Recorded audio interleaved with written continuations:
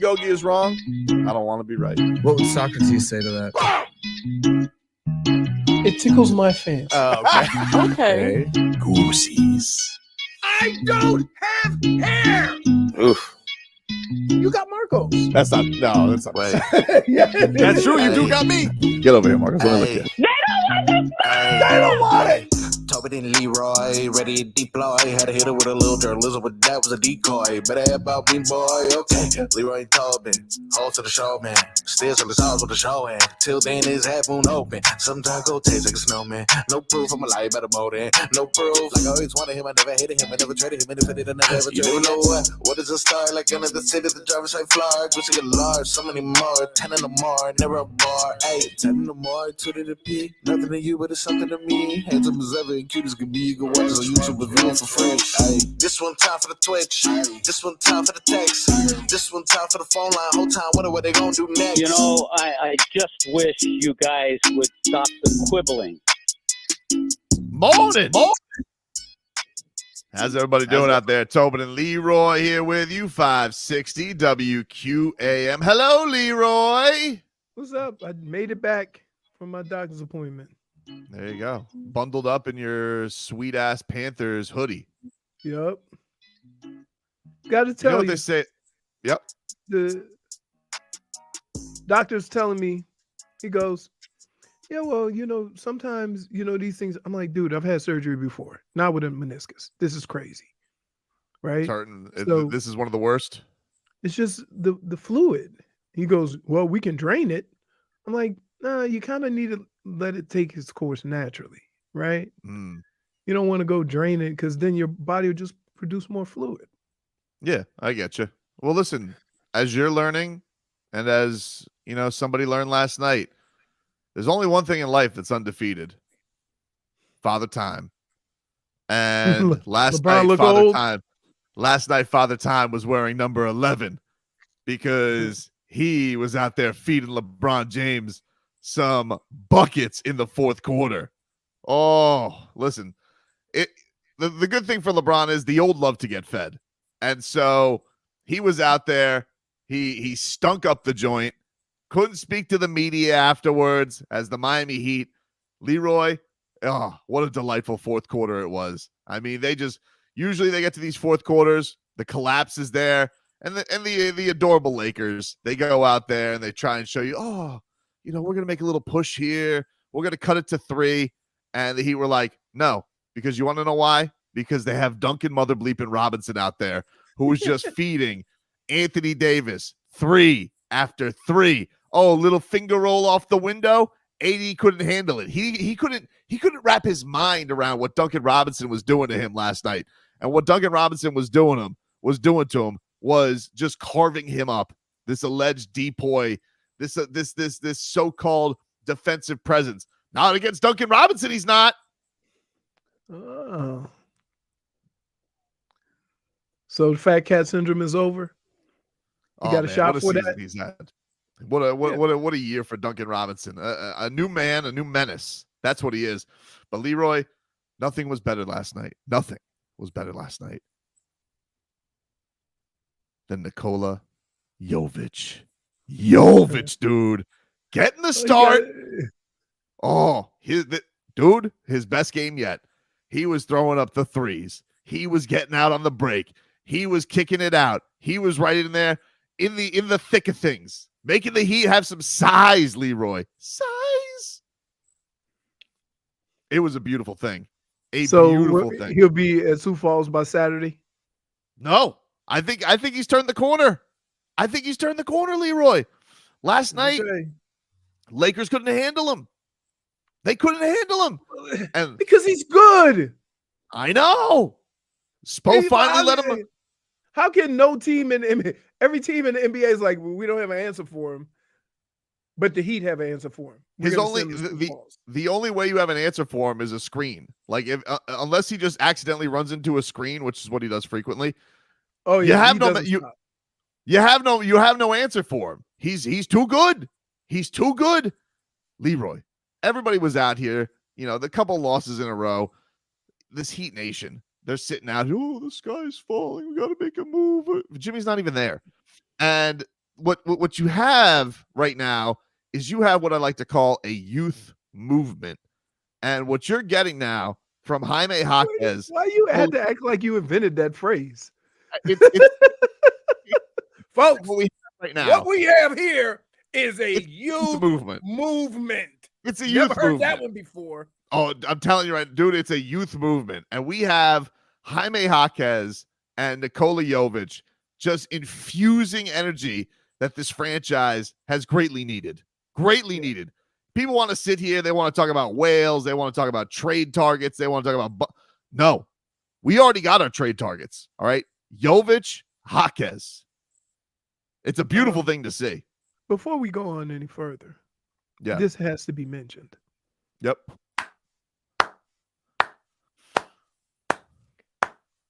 I see you, Jennifer. Hello, Jennifer. Hey, you got here so early, you forgot to take your sunglasses off. I did. I noticed how she also switched her seat today. She's putting herself out of the bright lights of the other position. Right. And the lights are mainly turned off. Looks goth. As it should be.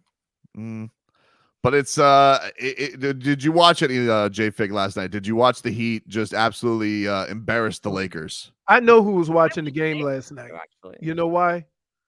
Because of my phone. So when I get up in the morning, if I see messages from Marcos, Show Pony, JFig, I know you guys were all watching the game. I actually watched all the way up until the score was 72-67. And then I was overcome with it felt like I was concussed and I was just out. So you watched up into the fourth quarter. Like once you got to the fourth quarter, it was night time. Which honestly, it wasn't competitive in the fourth quarter. The Heat ran away. Well, I didn't because they had a pretty good lead up until that point, and I was like, "Oh no, come on, hang in there, buddy. You know, it's a fourth quarter. Game's close. Almost made it."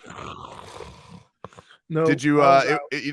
It was who it was though. It was an ESPN game. It was great to hear you on the call last night, Doc Rivers. To hear you back and doing the broadcast and getting back in the game. I got to tell you, Tobes, feels good to be back behind the mic. It's much easier than trying to get some of these knuckleheads to do the right thing on the court. Yeah, it must be so much better working with Mike Breen than it is James Harden. Look, I'm not going to throw any other players under the bus because I have played with and I have coached some talented players. But damn, that James Harden was the end of me. Woo! Certainly was. And now he's balling. Now he's balling. He is. That's a good team. They're good. Lakers? I don't know. But here's the problem. Between Kawhi, James Harden, or who's Paul George and James Harden, Kawhi. Somebody is going to miss substantial time. Oh, there's going to be a tight hand. It's coming. There's going to be a tight hammy. And you know what's going to happen? James Harden's going to be on the team by himself. He was like, I'm in the same situation again. Did you see though yesterday? You didn't see this, but it was in the fourth quarter, Leroy. But as the Lakers fans are, hightailing it out of there because the Heat are just pouring it on, the "Let's Go Heat" chants just raining down from the arena. Oh, it was beautiful. It was a beautiful thing. It was a beautiful thing to enjoy last night. Do you sleep? What do you mean? Just what I said, dude. How could I sleep? It was it's Heat basketball on the West Coast, baby. The only reason why I stayed up that long, because I hooked up another TV to Roku. Okay. So you're just enjoying your new technology? Yeah. Oh man, it's glorious. One-stop shop. I'm confused. What did you use before that you've never heard of Roku? I had the boxes, the AT&T, the Uverse boxes. Yeah, he had to switch from like streaming but he had to switch back and forth. Now he's just got a one-stop shop, which makes happy. Yeah, well, I didn't want to here's first of all, I'm gonna say this as kindly as I can. Nobody at AT&T knows what the hell they're doing. Hmm. I called AT&T to ask them, would it be easier? Because I'm tired of calling and getting new boxes because they don't give boxes out anymore. And so I'm like, would it be cheaper for me to go and just do streaming? And the guy goes, oh, yeah, let me help you out. So we go through the process. He goes, oh, it's going to be like $80 cheaper. I'm like, why didn't I think of this before? Right? And so then he goes, how many of the little things you need for, For the your TVs. TVs, how many TVs you have? I said 6. He goes, it's going to be $120 for each one, the setup. And I'm like, well, wait a minute. That's not streaming. Streaming is you get the service and you just get the app. That's streaming. Yeah, but if you're most TVs charging me, so we go through this whole process for an hour. Yep. And then he tries to put it in. He goes, you got to call DirecTV. And DirecTV says, how many little things you need? I said 3. He goes, $7 a month. That's it. So the other guy tried to charge me $720. Tried to hoodwink you. Right. And I'm like, how in the hell can AT&T still be doing this crap? Nobody knows what to do. So I'm like, enough. You guys suck. I don't know how else to say it. Yeah, I mean, everybody knows all my stories with AT&T. Certainly. It's embarrassing that they go, and then they tell you this phone call could be recorded. I said, I hope they play it.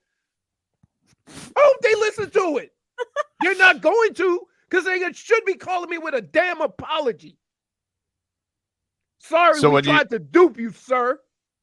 So just so to be clear, when you were looking last night to see who was watching the game, you didn't find a need to respond to my text, Kyle Lowry, big cheeks, but bigger balls?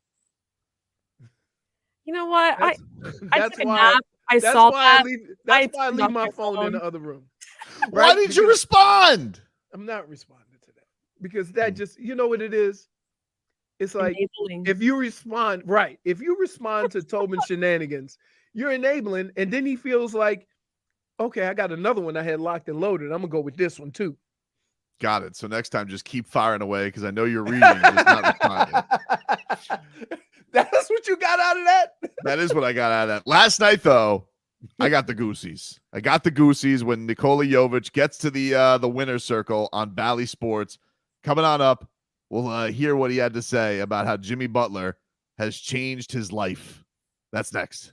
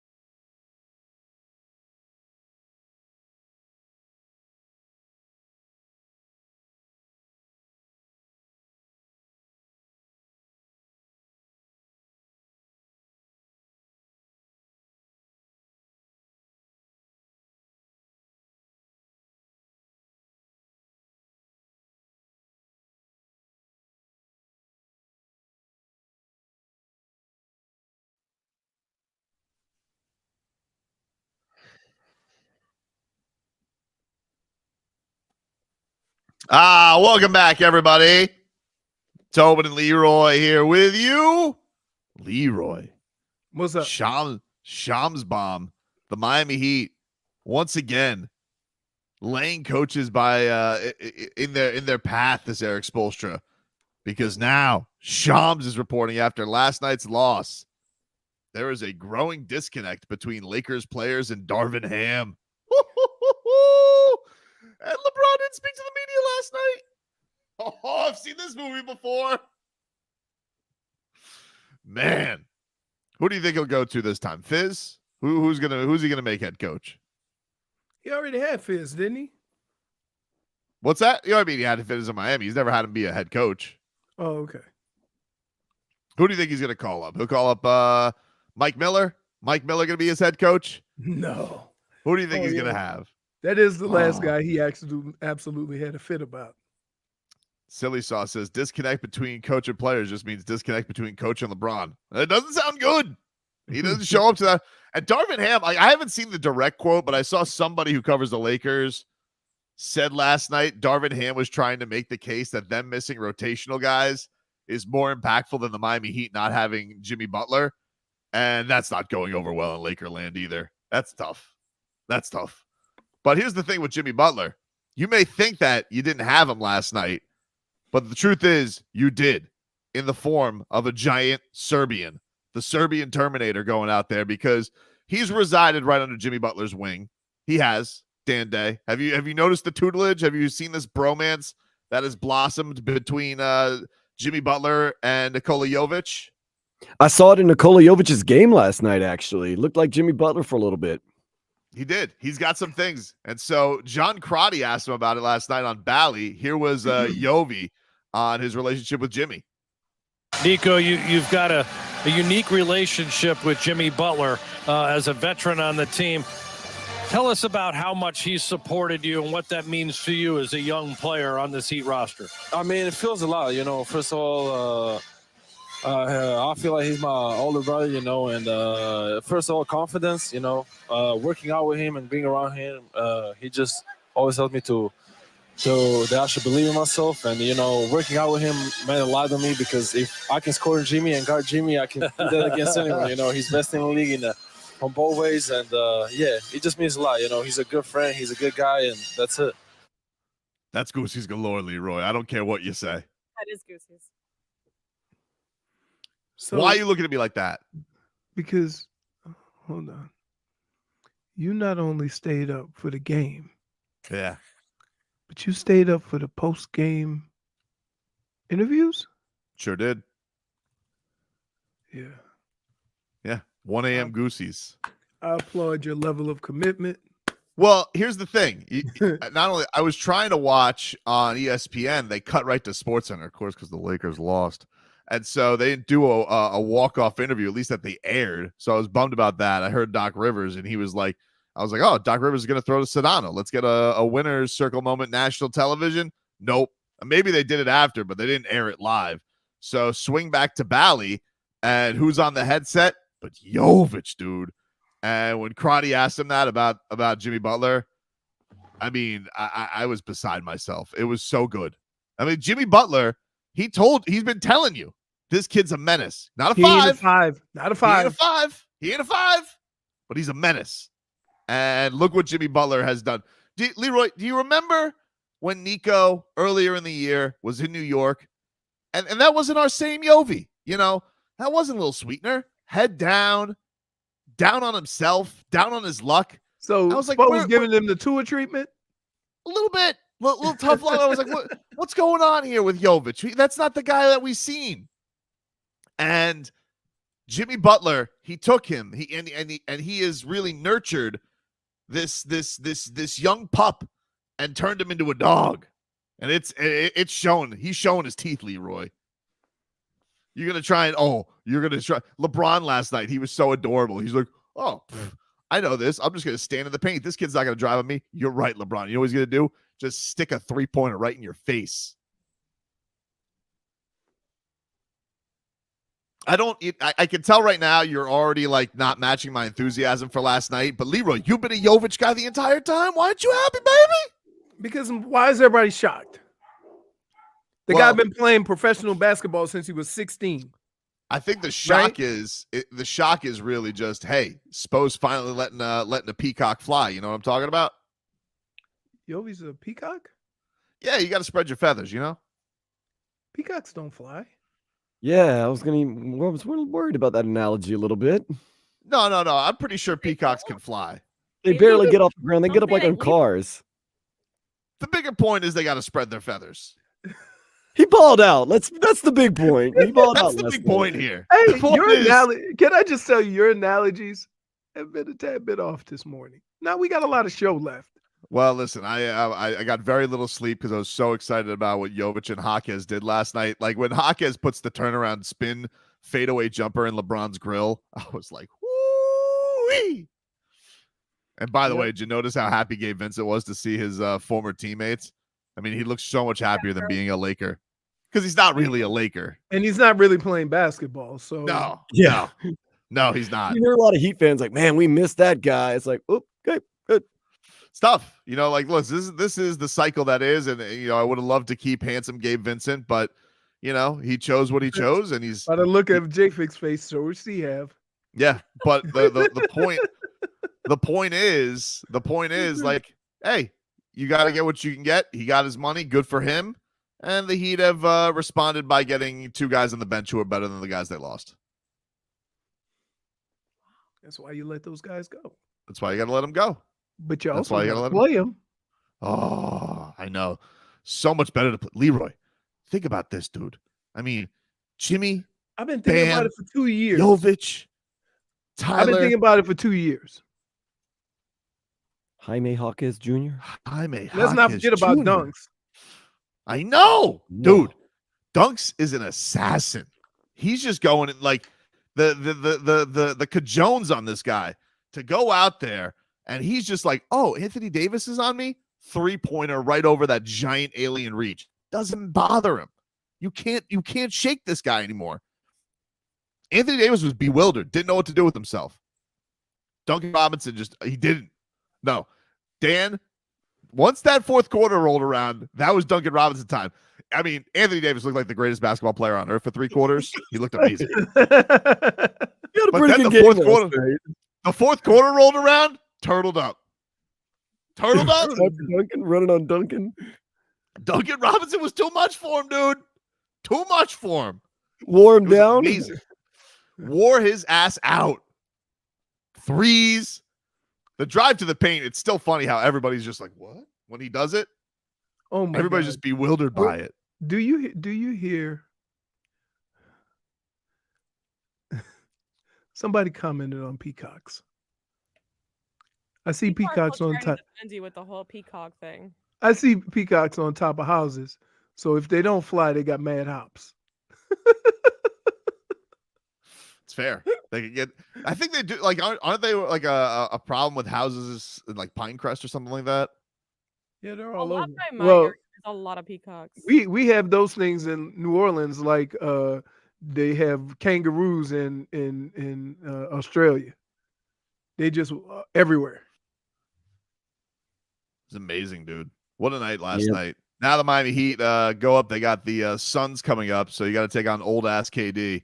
You know, this is you know, if you guys are familiar, this is the old timers tour. Okay, so you got LeBron, you got KD. So, you know, enjoy these guys. You don't know how much time they got left in the tank. It's nice. You know, it still looks like LeBron and KD, but it ain't LeBron and KD. You know, it's a young man's game, Leroy. It's a young man's game. All right. You know, LeBron's got it every once in a while. Like, he'll show you that quick burst, but then, like, you know, then he's like 12 points on 18 shots last night. Like, oof. Like, that's not the guy we knew. I mean, understandably, I mean, he's 40. I mean, like, why are we sitting here acting like you ain't gonna see those nights for LeBron at 40? Oh, sometimes you get out of bed, man, and you say, "Ooh, I ain't got it today. I'm gonna do what I can." Think LeBron just looking at AD goes, "Hey, can you carry us in the fourth quarter here?" Nah, sorry, Bron. I already played all the third quarter. I'm pooped. Woo! Yep. Getting cooked by Duncan Robinson out here. It's too much. Too much. What a night last night. Heat winners over the Lakers. we'll switch on things over to the Miami Dolphins. They got lots of Pro Bowlers, and Tyreek Hill's house got on fire. That's next.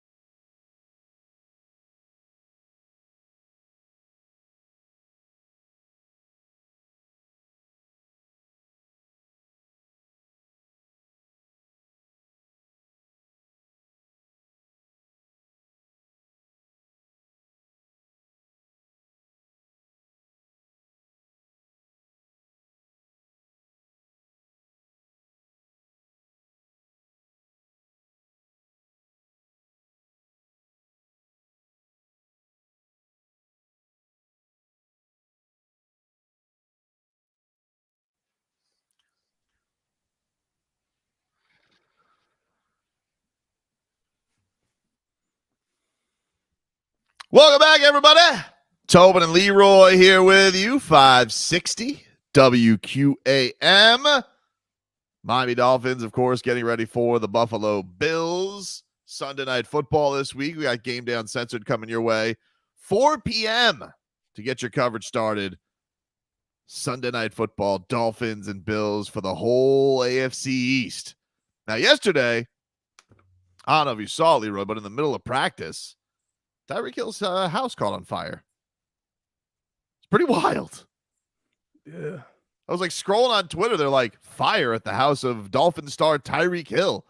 And then like, that's got to suck when they like, your house on fire is bad enough, but then everybody waiting for you to get to your house because it's on fire is also a crazy scene. Thankfully, his family was safe. Wait, everybody knowing exactly where you are. Right. Everybody knows exactly where you are. Then he's like, it's like, oh, Tyreek Hill has arrived on the scene. It's like, can anybody put this fire out? Do you also like instead did of they the need fire? Tyreek Hill there to put water on the fire? Yeah, like what do we got going on here? What are you saying, Dan? Did you notice the fire chief doesn't come out like we had a fire here at the Tyreek Hill? It was Drew Rosenhaus's agent. Why is he the guy making the announcement of? I don't know. Well, Drew Rosenhaus loves a camera.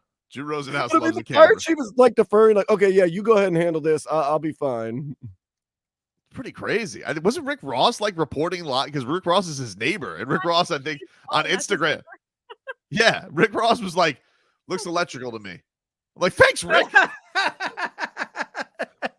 Hey, now we got 17 fire chiefs.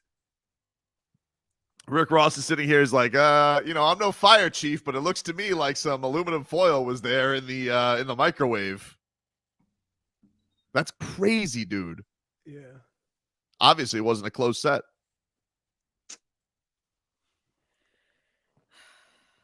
What? How you don't burn your house down, and he ain't even there, and his house burns down. That is crazy. Well, yeah, you gotta when it's a closed set, you gotta take all caution when you're putting things together like that. That's nuts, though, dude. Like, could you imagine just being like, hey, Reek, you gotta come off the practice field. I know we got the biggest game, but your house is on fire. Excuse me. Like, that's gotta be like, it's crazy. Well, and I'm more than sure that they went through they called somebody, or the fire chief or somebody called, and they went and got Tyreek, right? Yeah. They called somebody it was at like the Dolphins, right? Yeah, like they said he left practice to go attend to it, but then like everybody's choppers, like you could see like Tyreek Hill, Tyreek Hill was outside on the driveway because thankfully she was safe. Everybody's safe from his family, by the way. But then you see him like arrive on the scene. He's got a walking boot on. It was a whole ordeal, man. That's got to be a crazy thing to deal with. I had a situation where my basement flooded. What? Yeah. Minnesota or Cleveland? Cleveland. Oh boy. Like, dude, I'm like, what am I gonna go there and do? I have no idea what to do. What did you do? Nothing. Had people come and like pump fix the problem. Pump the water out, see where it's leaking. Like, yeah. Pretty wild. Yep. Dolphins, by the way, have more importantly, whoa. Yep. Now, I'm gonna say this as kindly as I can. Mm-hmm. Everybody was safe. I hope there wasn't substantial damage. Yep. Why is Tyreek Hill in a boot? Oh, we don't need him in a boot. I'm like, we just glossed over that. Showed up in a boot. Yeah. Well, I think his ankle. I think I know, but come on. It's not great. I think that's just precaution. I guess. I don't know. Precaution. Well, yeah, he famously said cheetahs don't get hurt, but it's changed. It's not cheetahs don't stay hurt. So you got to take precautions during the week. Okay. Make sure he's all good to go. Okay, because I'm like, okay, like I don't want to seem insensitive here. Well, it was funny. I was watching the biggest portion of that story that I heard once I found out everybody was safe. Yeah, is Tyreek Hill in the boot. He's been in a boot. Yeah, He's been in a boot. And then the other thing that's interesting, Omar Kelly pointed this out on Hard Knocks. I didn't notice this, but he's apparently Devon Achane has been like hiding from the media during the week. And then like you see him in the meeting room. He had a boot on the week that he returned. Apparently he's been dealing with turf toe. Can I just tell you? I'm going to say this, and I want everybody to understand.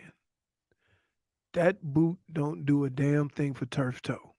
Really? It is one of the most painful injuries that you can get as a runner. You can't cut. You can't. It hurts so bad. Still ran for $100 though. Good for him. Yeah. I guess that Young can put it behind him, or Young can handle it a little bit. What is Young the best way? Get it stepped on. So what do you? Oh, just run away from everybody? That's the big case. Yeah.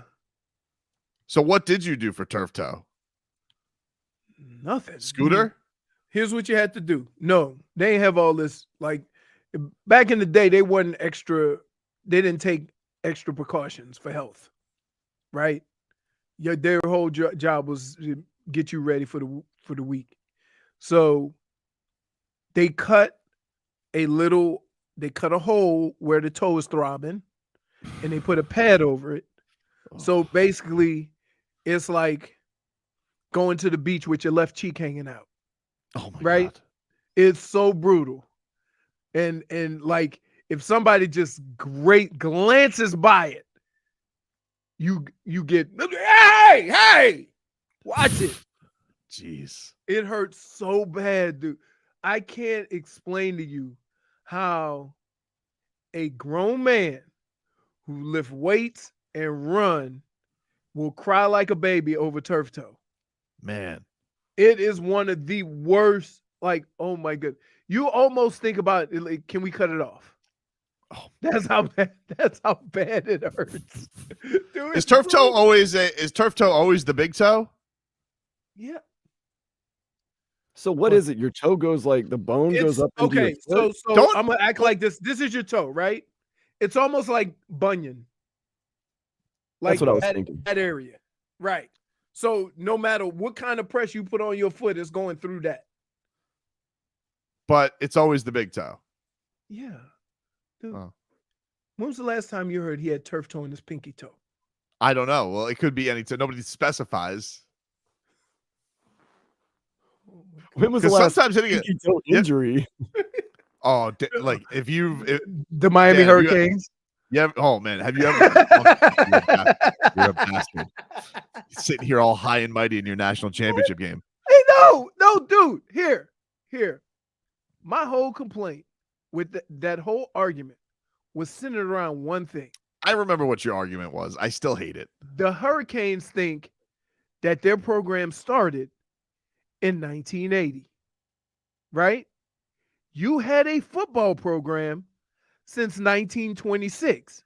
Oh my God. All those count too. The intangibles years count? All those years count too. So when you're talking about the history of college football, you can't be the only team that only counts from 1980. Okay, Connor Stallions. I'm just saying. That's gonna be the pinky toe of this. They should put a stallion engraved in your national championship ring this year. They're gonna send him a ring. I saw he was in the stands. He was hiding in the stands. So yeah. But like, man. Dan, if you ever stubbed a pinky toe, woo! Oh my goodness. You ever stubbed your pinky toe and it almost made you want to go pee? Yeah. Oh, it's bad, dude. like you know that wincing, like getting pinched under your arm, like the church pinch. Y'all don't know about the church pinch? Where you sit there acting a fool, and then your mom or your grandmother grab you underneath the sit down. And then you're like, you better not cry in church. I'm like, what you pinching me? You got nowhere to hide. You got those uncomfortable ass wooden pews. Yeah. All the old people sit next to you thinking you crying and, oh, he found Jesus. That's beautiful. I'm telling you, man. Hey, that's it. Hey, it was like, it's almost like, what was that? That I remember watching a movie where they beat the person up with a bag of oranges so he wouldn't bruise. but it's all internal, Ugh. right? I'm like, that's what that is right there. When you know your mom and they don't miss, right? Your mom, you could be running around, your mom would just reach over and get that spot, boom, right under the arm. Sit your ass down. Just tears just start falling down because it hurts so bad. That's what turf toe is. Do you think there's going to be like? Do you think the Hard Knocks crew like tried to chase down Tyreek Hill while he's going to his house? Like that's going to be on next week's episode, yeah. I want to say. I would say depending on the outcome of this game. Yeah. Right. If they lose, ain't nobody. No. That's nuts, dude. Dude, what do you do? You gotta like. I'm gonna be nervous. I'm gonna be nervous for like 24 hours straight. Because I'm like, I don't know what to expect out of the Dolphins. I know they play well at home. You got a lot of injuries. Yep. What are they going to do on defense to kind of make up for Chubb or X, right? How far along is Javon? Is he all the way back where you can start using him like he did before? Like a lot of questions, you know, going into this game. And then I hate you, ESPN. I hate you. Because you put the stats, they always put the stat up that make you nervous, right? The nervous stat, I call it. And here's the nervous stat. 4 other times, 1 has faced 2 in the final game. 2 has won all 4. I can't deal with that right now. You talked about in the college football? Yes. Oh. They put that stat up. You know, 2's won every time, I got statted up again when I was in Minnesota and we were 15-1. Guess what that stat was? You ready? What was that? Yep. No team to that point had won a Super Bowl and lost to Tampa Bay. That's crazy. And that was our only loss. That's a wild stat. And then the other one, you know, the Dolphins had that this year with the Monday Night Football with the teams up 14 with 3 minutes left were 737-0 in that situation. But that was the opposite. I know. That was still good like stat that you ruined. I know. Oof. Could have had this game mean nothing if they would have won that game. Yep. They would have been sitting pretty. Mike White, Tyreek in a boot. Crazy. Man, take a quick break. Hour Tua coming up next.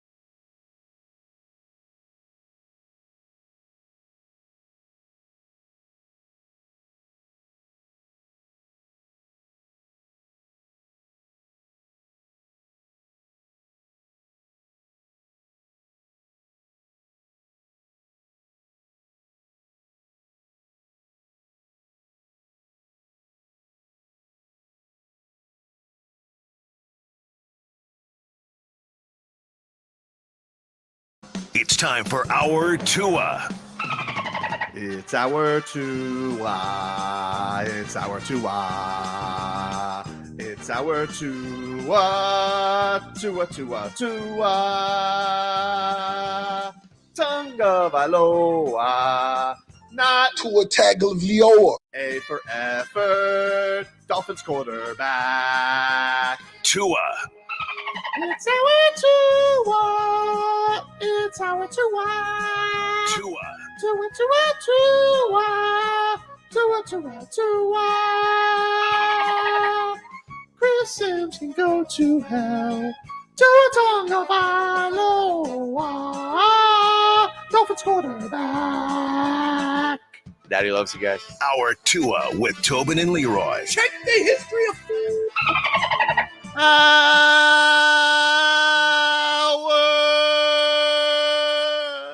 Tua the brother, ladies and gentlemen.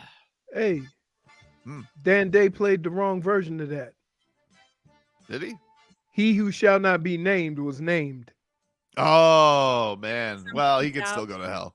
You know what? Maybe we'll put good vibes to this week that Chris Sims can go to hell. Let's get to some headlines. Brought to you by the new Palmetto Ford Truck Supercenter. Why buy your truck at a car store? Palmetto Ford. We know trucks. If you guys did not stay up late last night, the Heat that took out the Lakers 110-96. LeBron James did not speak to the media after the loss. The Lakers dropped below 500 and have been stinking up the joint since winning that fake tournament. But, hey, they got their banner, so good for them. Meanwhile, there's reports this morning that Darvin Ham has a major disconnect with all of his players, which you couldn't notice last night when they completely turtled up in the fourth quarter and got their heads drubbed in by Duncan Robinson. And he also suggested afterwards that them not having Rui Hachimura is more important than the Heat not having Jimmy Butler. So all is well in Lakerland. Heat will try and close out a winning road trip on Friday against the Phoenix Suns. Meanwhile, see this from CBS, Leroy. Investigators say that the preliminary... Never want to hear investigators. The preliminary cause of the fire at Tyreek Hill's house, child playing with a lighter. No. So it says, investigators said Thursday, a child playing with a lighter has been the preliminary determined as the cause for the blaze that damaged the luxury Southwest Ranches home of Miami Dolphins wide receiver Tyreek Hill. Can I say this? Oof. To this day, I still remember the whooping I got for playing with fire. Really? I'm going to just tell you how this went.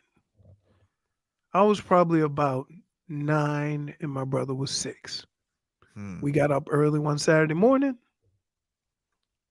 Parents were asleep. Let's get into some kid trouble. We decided, you know what would be cool? Let's play fireman. So we went and got one of those empty squirt bottles, filled it up with water, and we had a box of matches.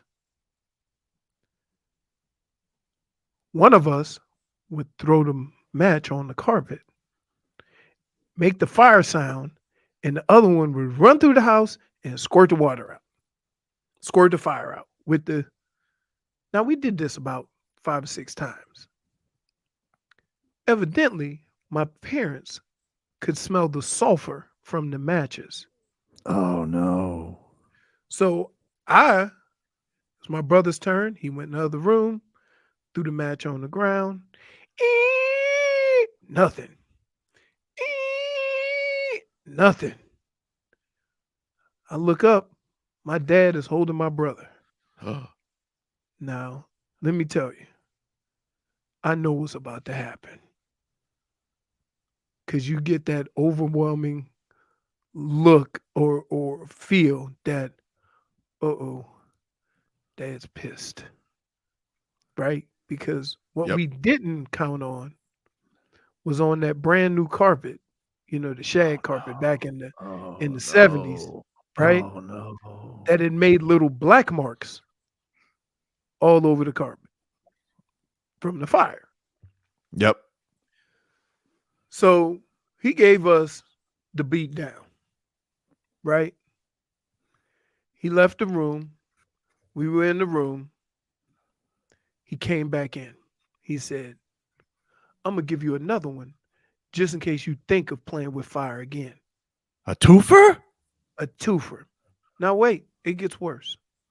So my brother, who is not afraid of anything on this planet, in fact, most fear him, he looked up with tears in his eyes and said, so if we don't play with fire, does that mean we have one whooping credit? I'm like, oh God, we're going to die. Oh no. Oh no. We're going to die. but that was it. He just walked out. But the thing you have to understand about my dad, he could smoke a cigarette, drink a cup of coffee, and beat your ass without his heart rate ever getting above 60. Jesus. Because he didn't do that, some people think, oh, parents that do that do it because they mad. No, my dad say, any woman I give you, you earn. Man. So it wasn't like, we was questioning. We knew it was coming. I'm like, so to this day, that's I don't crazy. play with fireworks, sparklers. To this day, still, because I still remember it. I'm 55 years old, and I still don't play with fire. I mean, I can't say that. None of that. Yeah, well, I can't say that I don't play with fire. Oh, no, you play with fire. No, you can't say that at all. You can't say that at all. Right. But if you are going to play with fire, make it a close set. We had a close set. Oh. According to Drew Rosenhaus, the fire was limited to one room. He said, quote, it was limited to one room, so of course there will be other damage, but Tyreek is going to be back with his teammates. He obviously raced over to make sure everybody's okay, but everything is under control right now. You know what happens is when they come and put out a fire, they hose down everything. So you're going to have some water damage to other parts of your house.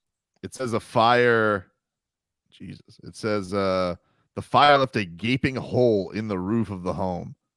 Oh, wow. What are they making these houses of? He was just playing with a lighter? Investigators confirmed to CBS News Miami Thursday the fire was caused by a child playing with some type of lighter in a bedroom of the home. It's not immediately clear if the child lived at the home or if he was visiting. Well, got to tell you, because kids, you have those little fire starter things. Oh yeah. Every time they come over my house, the first thing they do is, ooh, look at this, cool. I say, hey man, absolutely not. Good God. Yeah. All right. Other headlines. You have 6 on the lighter side of things. The Miami Dolphins yesterday, Leroy, they had 6 players named to the Pro Bowl, including Tyreek Hill. Wait, hold up. Wait a second. Alec Ingold. Fullback, Alec baby. Ingold. Fullback. Yep. Mostert, Pro Bowl. Jalen Ramsey, Pro Bowl. Terron Armstead, Pro Bowl. And also, of course, Tua Tagovailoa, Pro Bowl. Yep. I would say, now, can you check, because I have a little wager. Yep. Because I said after 7 games this year that David Njoku would make the Pro Bowl. Did David Njoku make the Pro Bowl? I will go. He's been balling lately. Come on, gotta be flat. Yeah, but the voting's done before this little hot stretch. Mm. Let's see. Still, 5 and guys plus you got are Travis going. Kelce. Well, Taylor Swift, yeah. It looks like here are your Pro Bowlers: Denzel Ward, Myles Garrett, Amari Cooper. Yeah. Joel Bitonio. That's the center. David Njoku. There you go. No Joe Cool? I called that earlier. No Joe Cool. No Joe Flat. Too many. I don't think enough games. But he might be a late replacement. Dan Day. He can be an alternate for Tua when Tua makes a Super Bowl. The only other guy that probably could have made it for Cleveland was JOK, the linebacker. Something. I don't know. Just call him JOK. 5 Pro Bowlers is nothing to sneeze at. Now, Yep. Bradley Chubb did tweet out, no 43, 94, and 92 is crazy. So he's disappointed that no Andrew Van about that. Ginkel, You know, between no those Wilkins, and no Steeler. Between those two, they have 17 sacks. That's unheard of. From the D-line? Yeah, no, just from the 2 tackles. Yeah, they're awesome. That's unheard of. 17 sacks from They're those best 2? friends. Yeah. Power of They seem friendship. countrified by Zach. I think a lot of the times you don't get voted in not because of what you've done, but because who they voted in. Right? Yeah. Mm-hmm. And so that's the thing. I do love that day. The singing of Zach Brown Band, every the montage they put together. I really would like, honestly, out of Hard Knocks, the duo that deserves their own reality show is Wilkins and Sealer. Like I could watch. They couldn't be more opposite. I loved watching that episode, just watching their dynamic together. Because I could watch. They could be the second coming. What, the Odd Couple? Yeah, I could watch that nonstop. Like it'd be, you have one day where like Sealer tries to take him to the Everglades, and then one where Wilkins tries to take him hunting, and then the next day they go to see the theater and see a show. Yep. Yeah. Yep. Christian Wilkins is like, I'm an artsman, and he takes Jack Sealer to see Hamilton. And you think Zach Sealer wears fatigues? Of course, like, or at least Canadian tuxedo. He's gonna wear hunting gear. Yes. Oh, definitely. Definitely. Some Crocs, maybe. Crocs. He is. I mean, they are 2 delightful menaces. It's just so. It's so wholesome, but they're so violent because they are 2 monsters. But you know what's funny is everybody on the D line can chase people down except our boy Sealer. I know. He's got a quick burst. He's got a burst and he's done. Whew. But if he gets you on that burst, look out, because he's a bear. Yep. Yeah, they really have been destructive. But no respect for them as far as that's concerned. All of the only defensive Pro Bowler for the Dolphins was Jalen Ramsey, who has been awesome. He has been awesome. Yeah. In half the time. I I think the only other person that I would even considered if he had played the whole year was Javon Holland. Yeah, Javon Holland and I mean, Wilkins has been really good this year. I'm saying besides those 2 guys. Besides those guys, I got valid points. Javon Holland, he was also trending in that direction before he got hurt. They've been going after X, so we can't even. Yeah, well, hopefully X can get back by the playoffs, but not. I got to tell you, half of X is better than 100% Eli. I'm gonna just put anybody. Speaking of the injuries, Mike McDaniel yesterday addressed some of the health and some of the things the team is battling. We'll hear from the Dolphins head coach coming up next.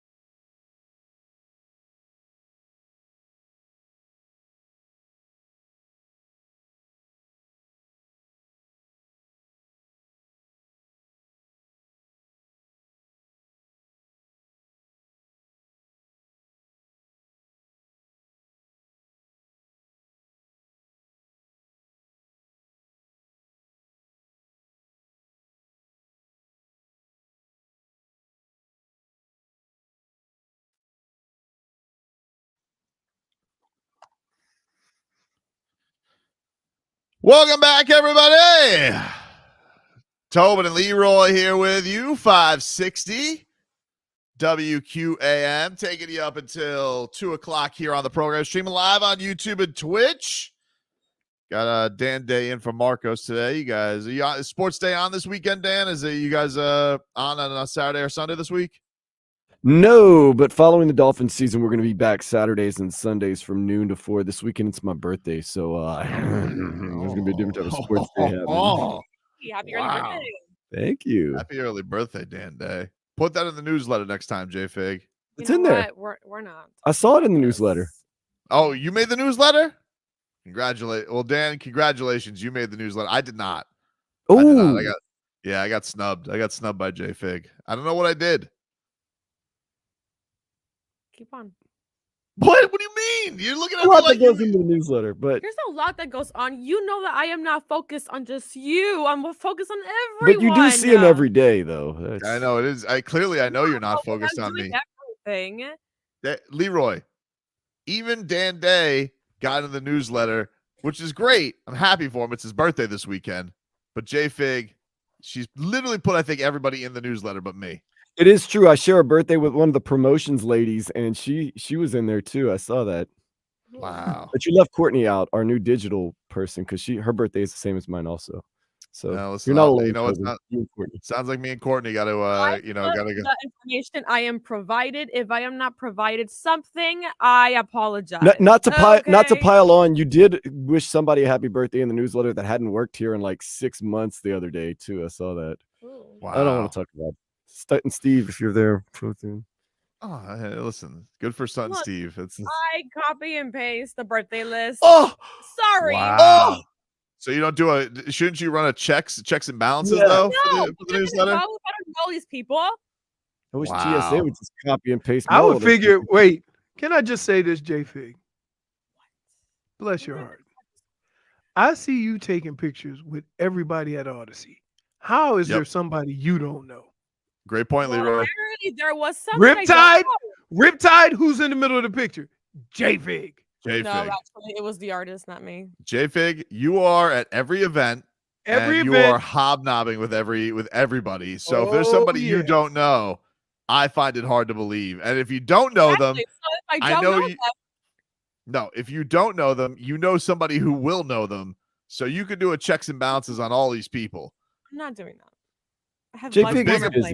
Okay, I'm a busy person. At Riptide, she was there from beginning to end.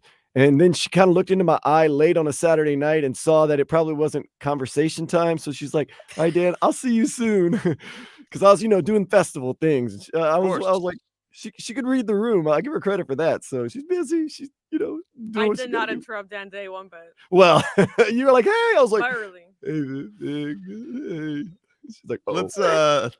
Let's hear a little bit of Mike McDaniel in the lead up to this game. Dolphins have a big game Sunday Night Football against the Buffalo Bills, and Tua's been dealing with a little bit of something. He's grinding through it with taking us some hits. He's got a thumb thing, but Mike McDaniel's saying that Tua's showing his team how tough he is. He's tough. That's Tua. He's tough. It's a big deal for a football team when we have the leader that's he has the ball every play, is in the same, he's toughing out things that, really at this stage of the season, a lot of guys aren't feeling what you'd call 100% just with the game of football. So if you want people to strain and, separate, I guess, something that hurts versus an injury, and be it, I think, as a leader, as a captain, you lead by example. So I know he knows that. He tries to exude toughness in any opportune time, and he's really willing to do whatever it takes. I mean, case in point, he had issues with hitting his head on the ground. So he took jiu-jitsu and,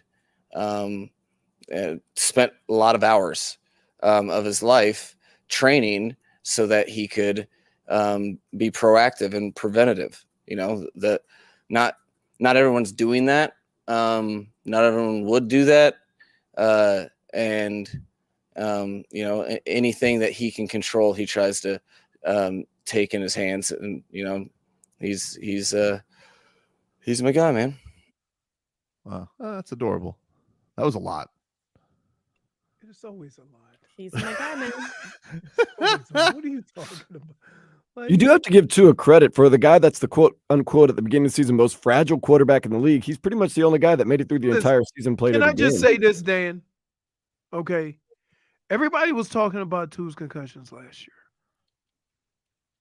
and I said it's a very unlucky type of thing. You could get on a run where you get hit, and you have a couple, and then never have them again. Case in point, I got one where I had to be taken to the hospital my second year, Bill Belichick's first year. And in fact, he told the story of he sat a guy out even though he was cleared for play. That was me. I remember the story well, right? And yeah, I probably had more concussions, right? But not to the point of that ever again. Right. It's an unfortunate thing. I don't think you can really avoid them in football, but you can be safer about it. And I think that's what has happened or transpired in the NFL as of late, is that they try to be over precautionary and when dealing with them. But the fact of the matter is that if you have a couple of crazy falls, because there's no cushion underneath these turf fields, right? If you have a couple of crazy falls and get a couple of concussions, that doesn't make you injury prone. And that's where everybody was going with that. Oh no, he might have to. Dude, we had guys play that put on a kazoo helmet to go and play. Well, to be fair, he did admit that he thought about, giving it up. I think that's only natural. He had a very scary situation where he gets carted off, but I think that Mike's point is great because he took a pretty unorthodox measure to do whatever it took. Yeah. Even if it was fluky, there's been a couple occurrences this year where he's added another layer to this won't get me hurt because I did this type of preparation for it. Correct. And for that, and you've seen him with how he falls, instead of falling flat on his back, he can now roll. That being said, it is a very unlucky, unfortunate injury. Yeah. Because in most cases, it happens from hitting the ground, not hitting other players. Yeah, it was super weird. And especially a couple of them were he's getting twisted and thrown. One of them, the initial one, we all think in that Bills game where he kind of got shoved at the end of a play and then fell backwards. But I think that's those types of ones now are maybe more avoidable for him because he did learn some landing methods. I think the thing that's interesting though is to Dan's point. Yeah, there's been a lot of guys that have been backups this year. A ton. You see the great story of what Joe Flacco's doing, and you're seeing some that are not so great. But with Tua, with two of the guys, we had this matchup last week with Lamar and Tua. The big question about both of them was durability. And they're both sitting here and they're making their teams available. One's going to win the MVP. Tua's leading the league in passing. So it just shows when they're out there and they're able to do their things, pretty special. I do think that's going to be interesting because it does feel very much like after the way the Dolphins lost his last game, the bastards who are trying to pop up out of their holes and say Tua's a bum again, because it's like you're just waiting for the downfall on him or any slip up because you want to go, aha, see, I was right. Here's the only problem I have with that and with people that do that. Because it's amazing that Tua drove the team right down the field against the Cowboys, and it was considered a Cowboys collapse. Right? So they're going out of their way. If that was anybody, if that was Josh Allen, Josh Allen rallying the troops, bringing his team down the field. The will. Couldn't imagine how Right. proud Tony Romo would be for. Jim. But I don't have a problem with any criticisms people have it to her. But guess what? Bring that energy the other way too. Hey, I didn't know Tua could do this, but look, right down the field, right? That's okay. You can still have your opinion, but don't let the facts get in the way of your good story. Because the week before we were talking about, of how Tua drove his team right down the field, and everybody else was talking about the Dallas Cowboy collapse. So they do everything they can to dismiss what this man is doing. Yeah, I mean, it's like, look, I'm not. There's definitely, I guess, you could look at this game and it's got some like legacy stats to it for him, and because it's a big matchup, it's for the division. Legacy. Like, yeah, legacy stat. Everybody's got third year. You got some legacy games, like you got some games that people are. You ain't got no legacy after 3 years. It's his fourth year. Fourth year. You ain't got no legacy after 4 years. Disagree, dude. You definitely can have legacy games in the fourth year. God. Okay. Disagree. To hand out doctorates after a 4-year degree. I mean, Patrick Mahomes had a pretty good legacy after 4 years. He won two Super Bowls. That doesn't matter. Like, you can have legacy games. You can have games that you're going to be part, because your legacy isn't the end.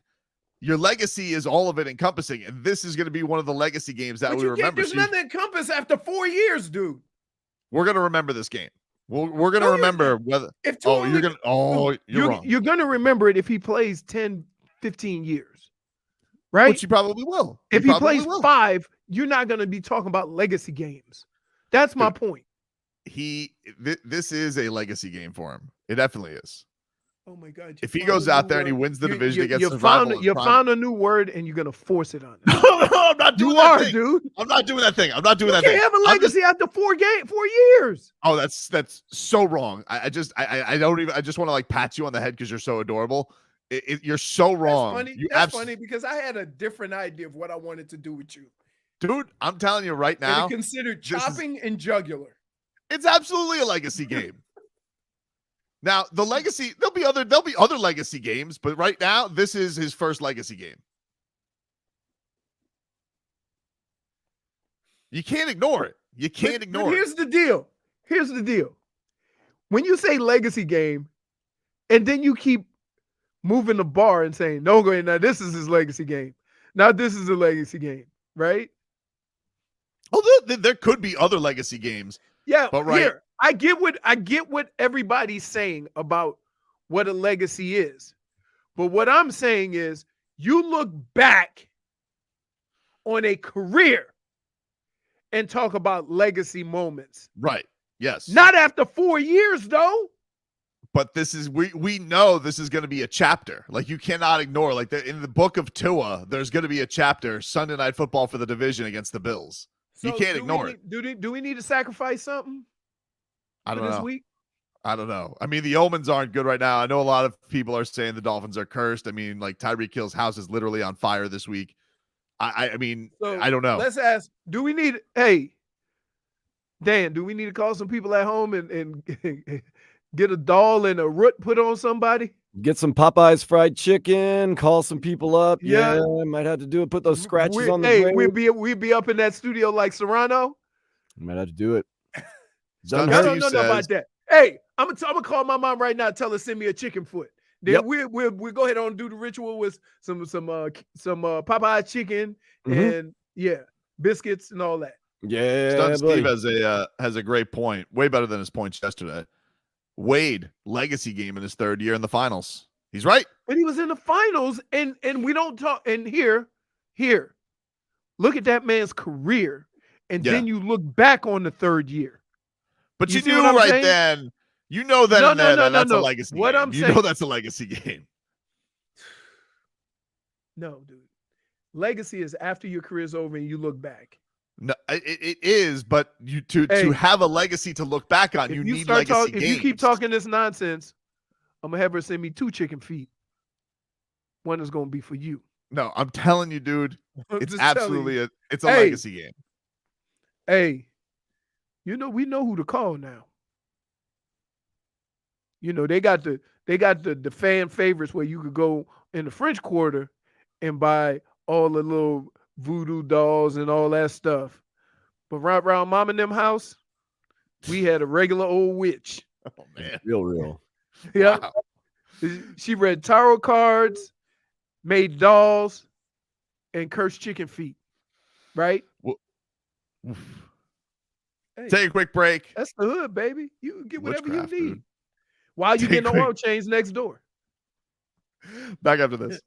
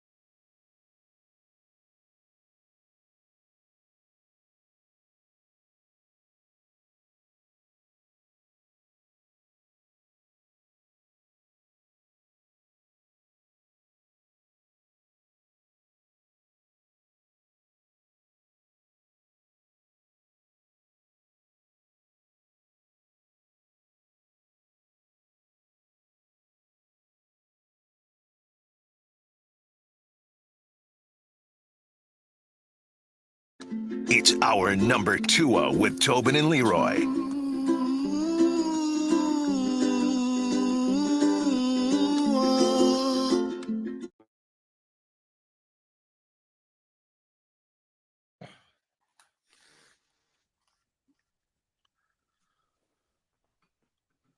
Oh, man.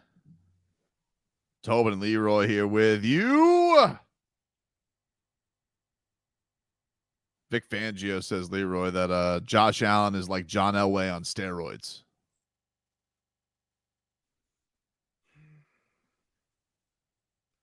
Turns Too the ball much? over too much. Too much? No, I can see what he's saying that, but turns the ball over too much. Fangs also says he thinks one of the big problems last week is I didn't call a good enough game. Accountable Fangs. Can I just say this? They were very passive on the pass rush. Like they were always trying, it almost seemed like they were trying to keep lane integrity so Lamar Jackson wouldn't run, and he picked them apart. So, and I've had a rule here forever. If you're not going to cover him, blitz him.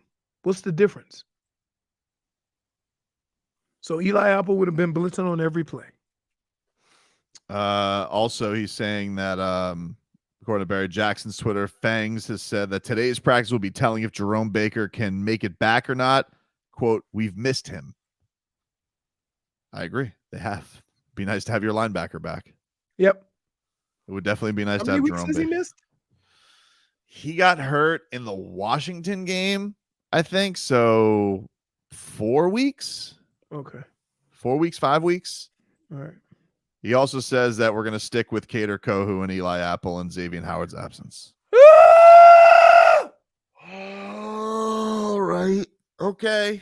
All right. I mean, they don't have any. Let me call my mom.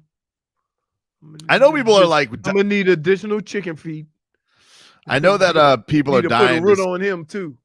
I know people are dying to see Cam Smith out there. Like, you can't throw a rookie I don't care if he's a second round pick. You're gonna throw him out there like his first real action in the biggest game of the season.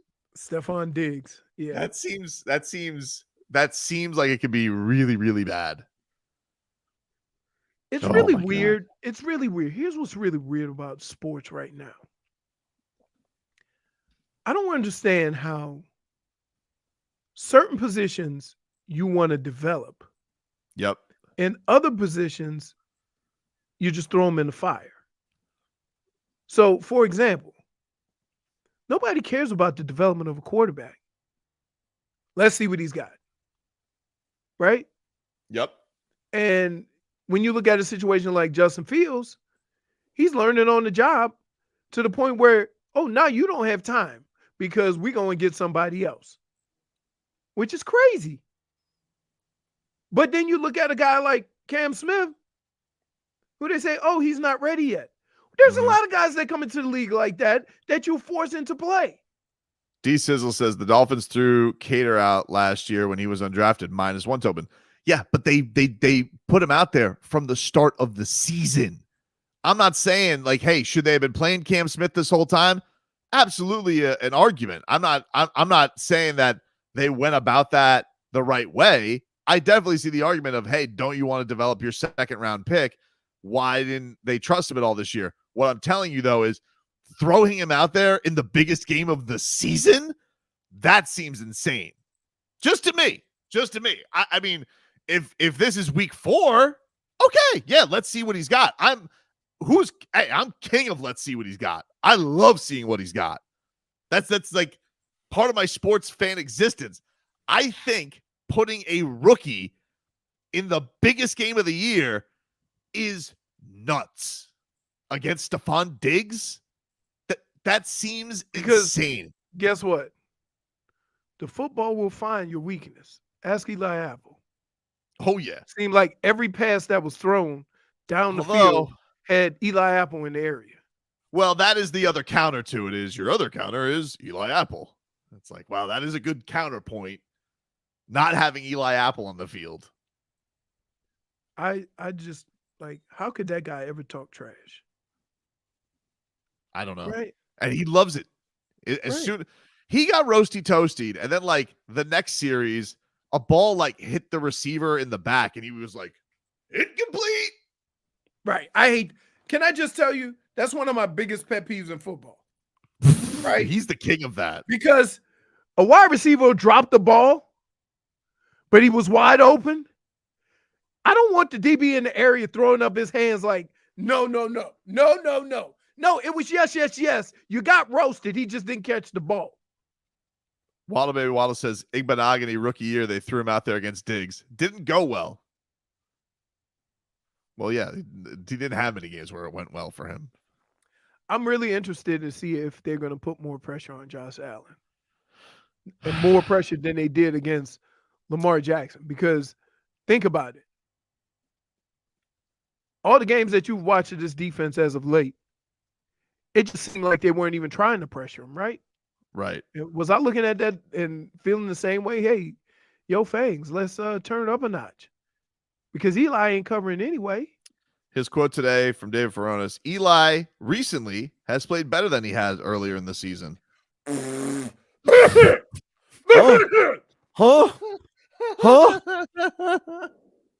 I mean, what does that mean? He plays less. That's why. He's played better. Wait. You haven't had him out there. This is the definition of less is more. It's crazy. All right. Can I hear from Mike McDaniel, Dan Day? Mike McDaniel talked about the Bills. You don't address Eli Apple.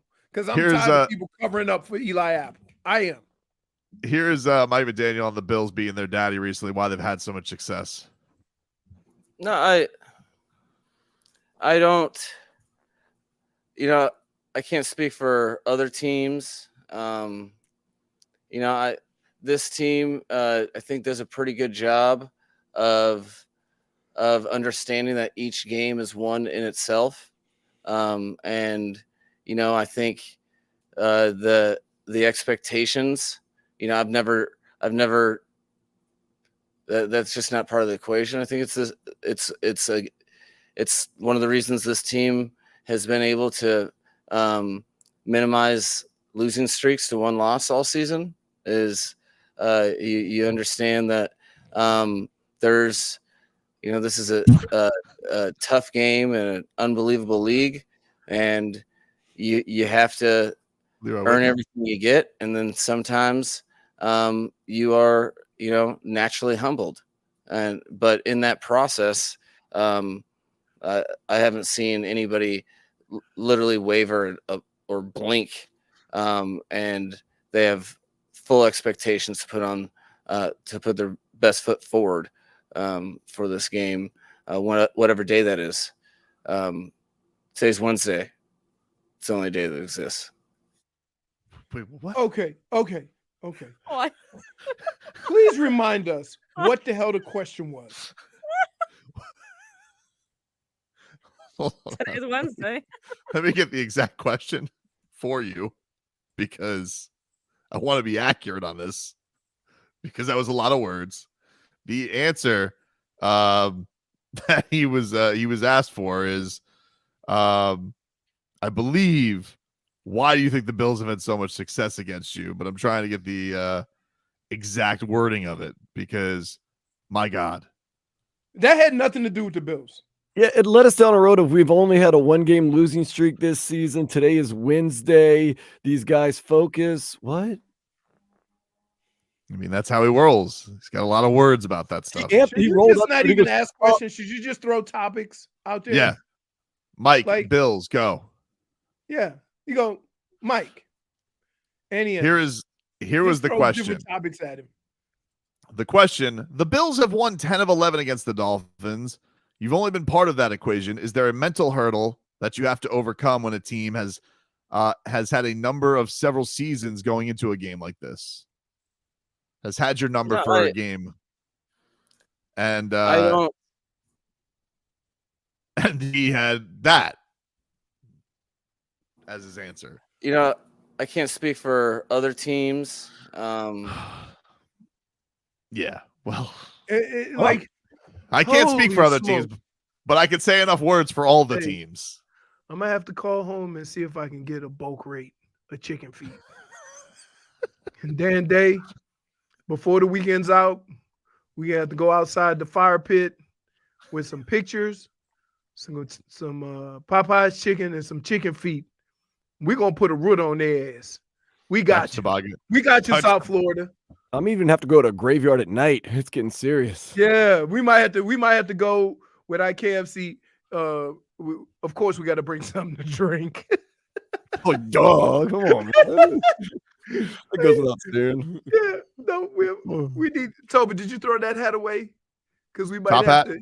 Yeah, because if we go off location. No, but I did burn it. We got to light the hat. I did burn it. It was a close set, but I'll get a new one.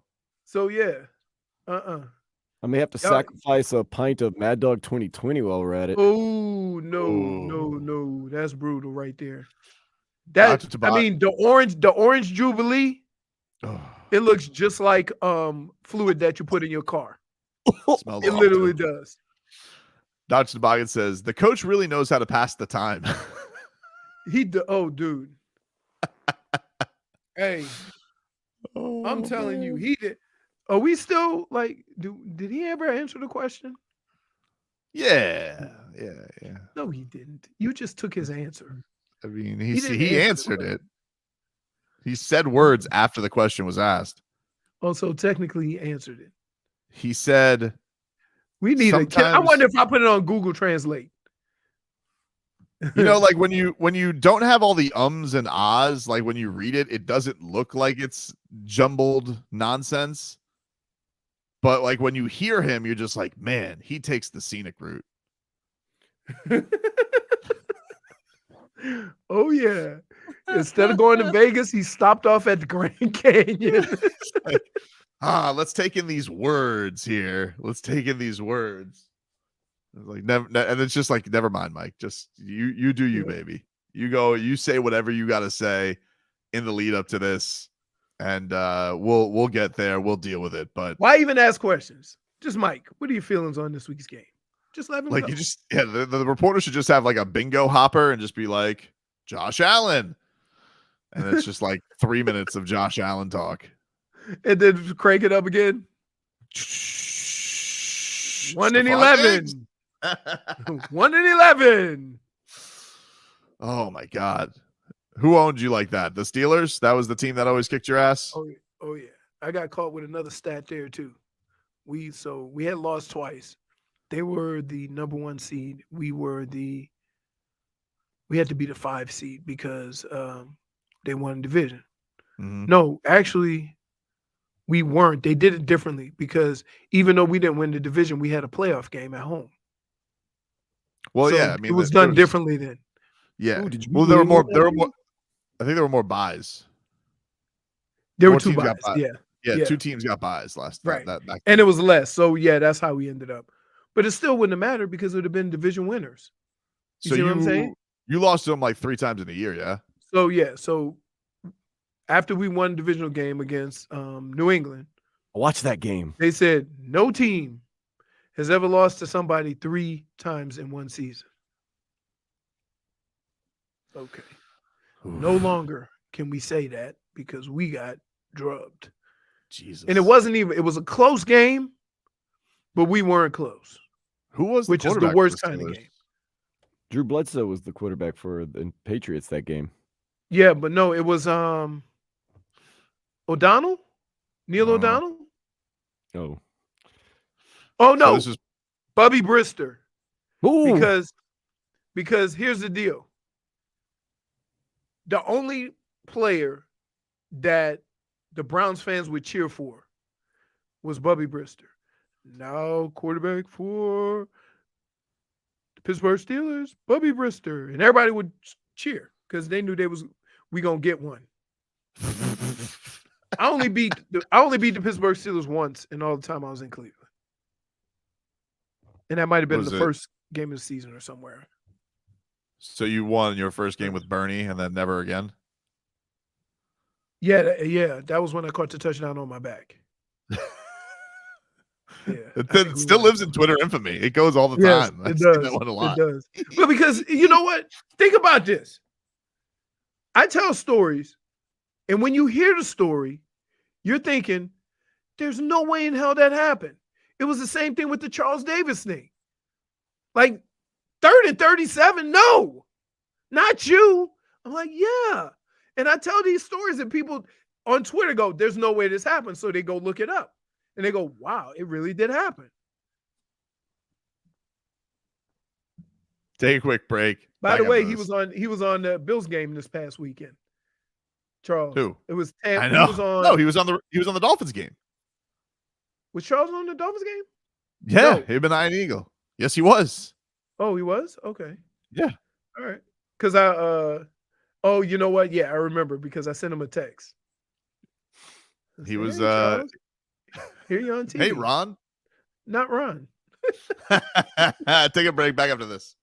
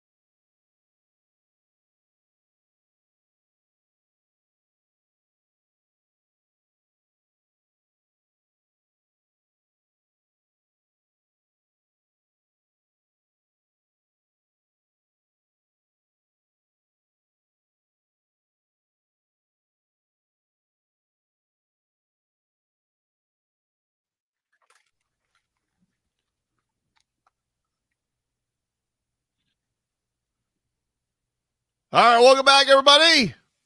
Tobin and Leroy here with you, 560 WQAM. Leroy, can we get a weather update from the Demesman and Dover Law Firm? YourAccidentAttorneys.com. Free consultations 24/7. Call them at 866-954-MORE. All right, it's a little breezy out there, 10 to 15 miles an hour, partly cloudy. Winds are out of the east, southeast, but they should be turned a little bit coming out of the north later on in the week. Mm-hmm. And it is about 74, 75 degrees. All right. There you go. He's a golfer, ladies and gentlemen. He is a golfer. Let us get to our headlines brought to you by the new Palmetto Ford Truck Supercenter. Why buy your truck at a car store? Palmetto Ford. We know trucks. Rome says he was enjoying Jaquez Jr. beating up LeBron last night. He did give him the business. He didn't know what hit him yesterday. It was tough. But you got to give him credit. He's had a good run, LeBron. He's had a good run, but in a Jović Jaquez legacy game, he'll always be remembered for getting cooked. Oh my goodness. Hard to say who I'm enjoying more, Jaquez or Jović. I love them both so much. It's really a delight. If it were up to you, they wouldn't even be here. I don't know what. Well, look, I mean, you did see, Damian Lillard does not seem happy in Milwaukee, but you know what? It's tough. Look, if everybody had their way, Leroy, the Tom Brady would be the quarterback of the Dolphins this year, not Tua. Sometimes the moves that don't happen are the best moves. Oh my God, stop it. What? It's true. It's true, dude. Sometimes all of the best moves that teams make in South Florida are the moves that you don't want. I mean, my moves would have worked out too. Maybe. No, they wouldn't have.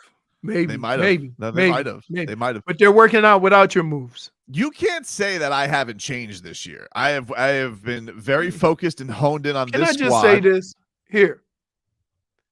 It's like the alcoholic who says I've changed, but they're never around alcohol. The true test is when you're around alcohol. The true I'm not going to test. be around. No. Hold on. The true test is when one of these whales become available. Yeah. And you say, no, I'm good. I'm good. That's the true test. Okay. I'm telling you, Okay. you could have, I'm telling you right now, okay? Hear me out and hear me well, Heat Nation, okay? Because I know you guys think I'm your dancing bear, and I'm not. No, you're a show pony. You could love to have be that dancing bear. I don't, JFig. I'm not an attention seeker, okay? You're a But carnival let me tell barker.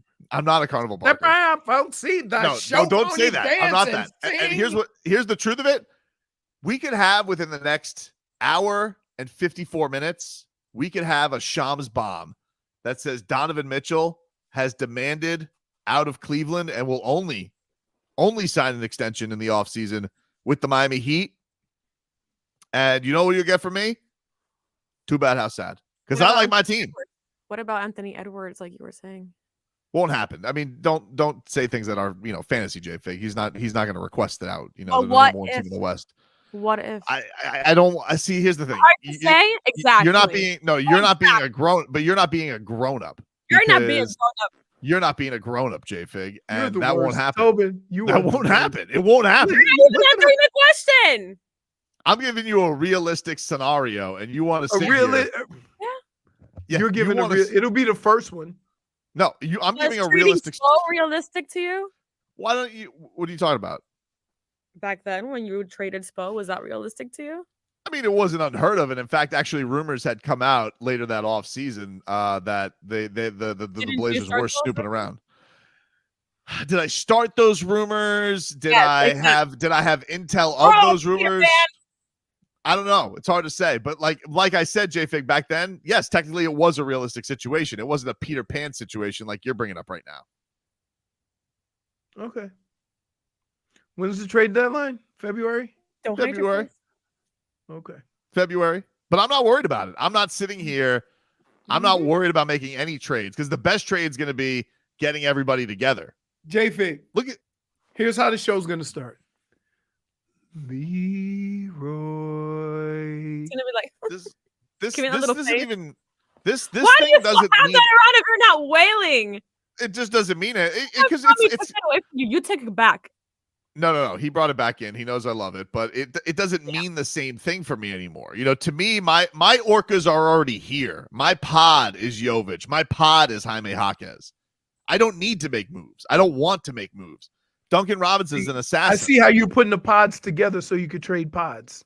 No, I don't want to put any, I don't want any trade packages at all. I love Tyler Hero. I love Bam Adebayo. We haven't even had Jimmy for the last 2 weeks, really. So it's all here for us, baby. We don't need anybody else to bring us to where we need to go. All right. And trust me when I tell you, the East is scared. Everybody is. Boston's scared. Orlando's scared. Milwaukee's scared. And the Sixers don't want a piece of the Heat. So why do I have to go out and move the sun and moon when they're the teams that should be making moves for the Heat? I mean, the Heat have already nuked the Milwaukee Bucks and the Boston Celtics. They changed their entire identity because of what the Heat did to them last year. You got to adjust to us. We don't have to adjust to you. Okay. I got you. No. I don't like what you're doing right now. What? Dismissing. I'm not dismissing. You are. I'm just tabling it until it comes up again and you say, play the tape. Why? What could you possibly think this team needs, Leroy? They're perfect. I'm not. The harmony is in a great place right now. Okay. You think it's currently constructed that Pat Riley and the organization think they can win a championship? I do. Okay, so you don't think Pat Riley's going to make any moves? No. Okay. I think Pat Riley watches last night. He sees that Serbian Terminator and that glorious Jaime Jaquez hair, and he goes, we have enough. We're good. Man. Look at him. I mean, this team is shaping up to be the 1960 Celtics with all the intangibles on the team. Oh, I mean, first of all, Jaquez is not intangible. I mean, he's half intangible. Half intangible. I mean, okay. I mean, from a black person's perspective, Jaime Jaquez is white. Now, from a world perspective, he is not. But that's yeah.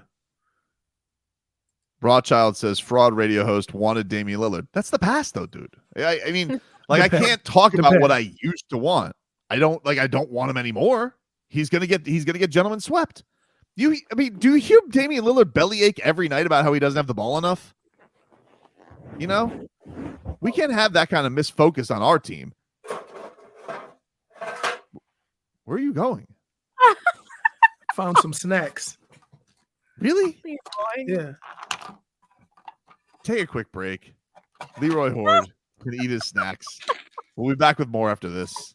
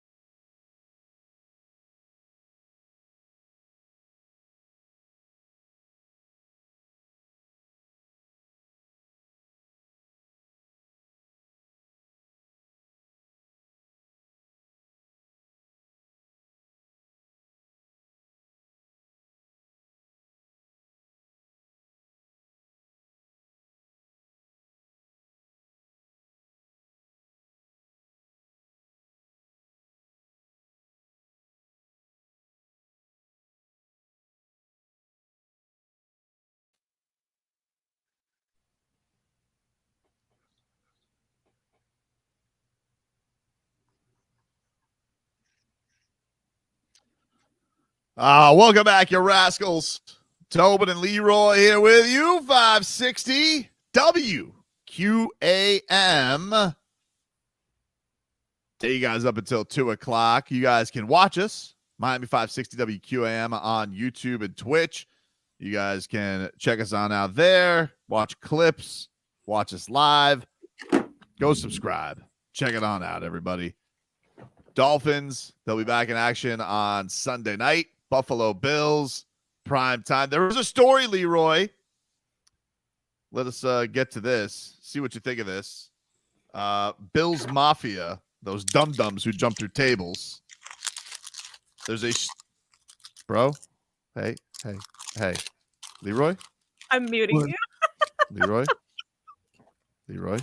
Not my fault. It's wrapped in foil. Okay. But it is your fault. Hold on. I just want to be clear. We just had a 7-minute break. Why couldn't you unwrap all of them? Because we just got ASMR. I had to go get juice. Dude, we just got ASMR. The last segment ended with you scrounging to find a snack box. And then today, you have just... It's like you unraveling a Snacks Rubik's Cube in the microphone. Nothing? No words? My bus.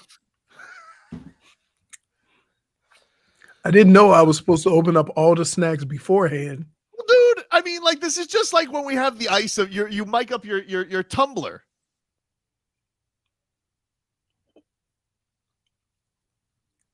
That's right. I'm an unapologetic snacker. Like snacks. Dr. Toboggan says it sounds like you cracked open a crab. It really did.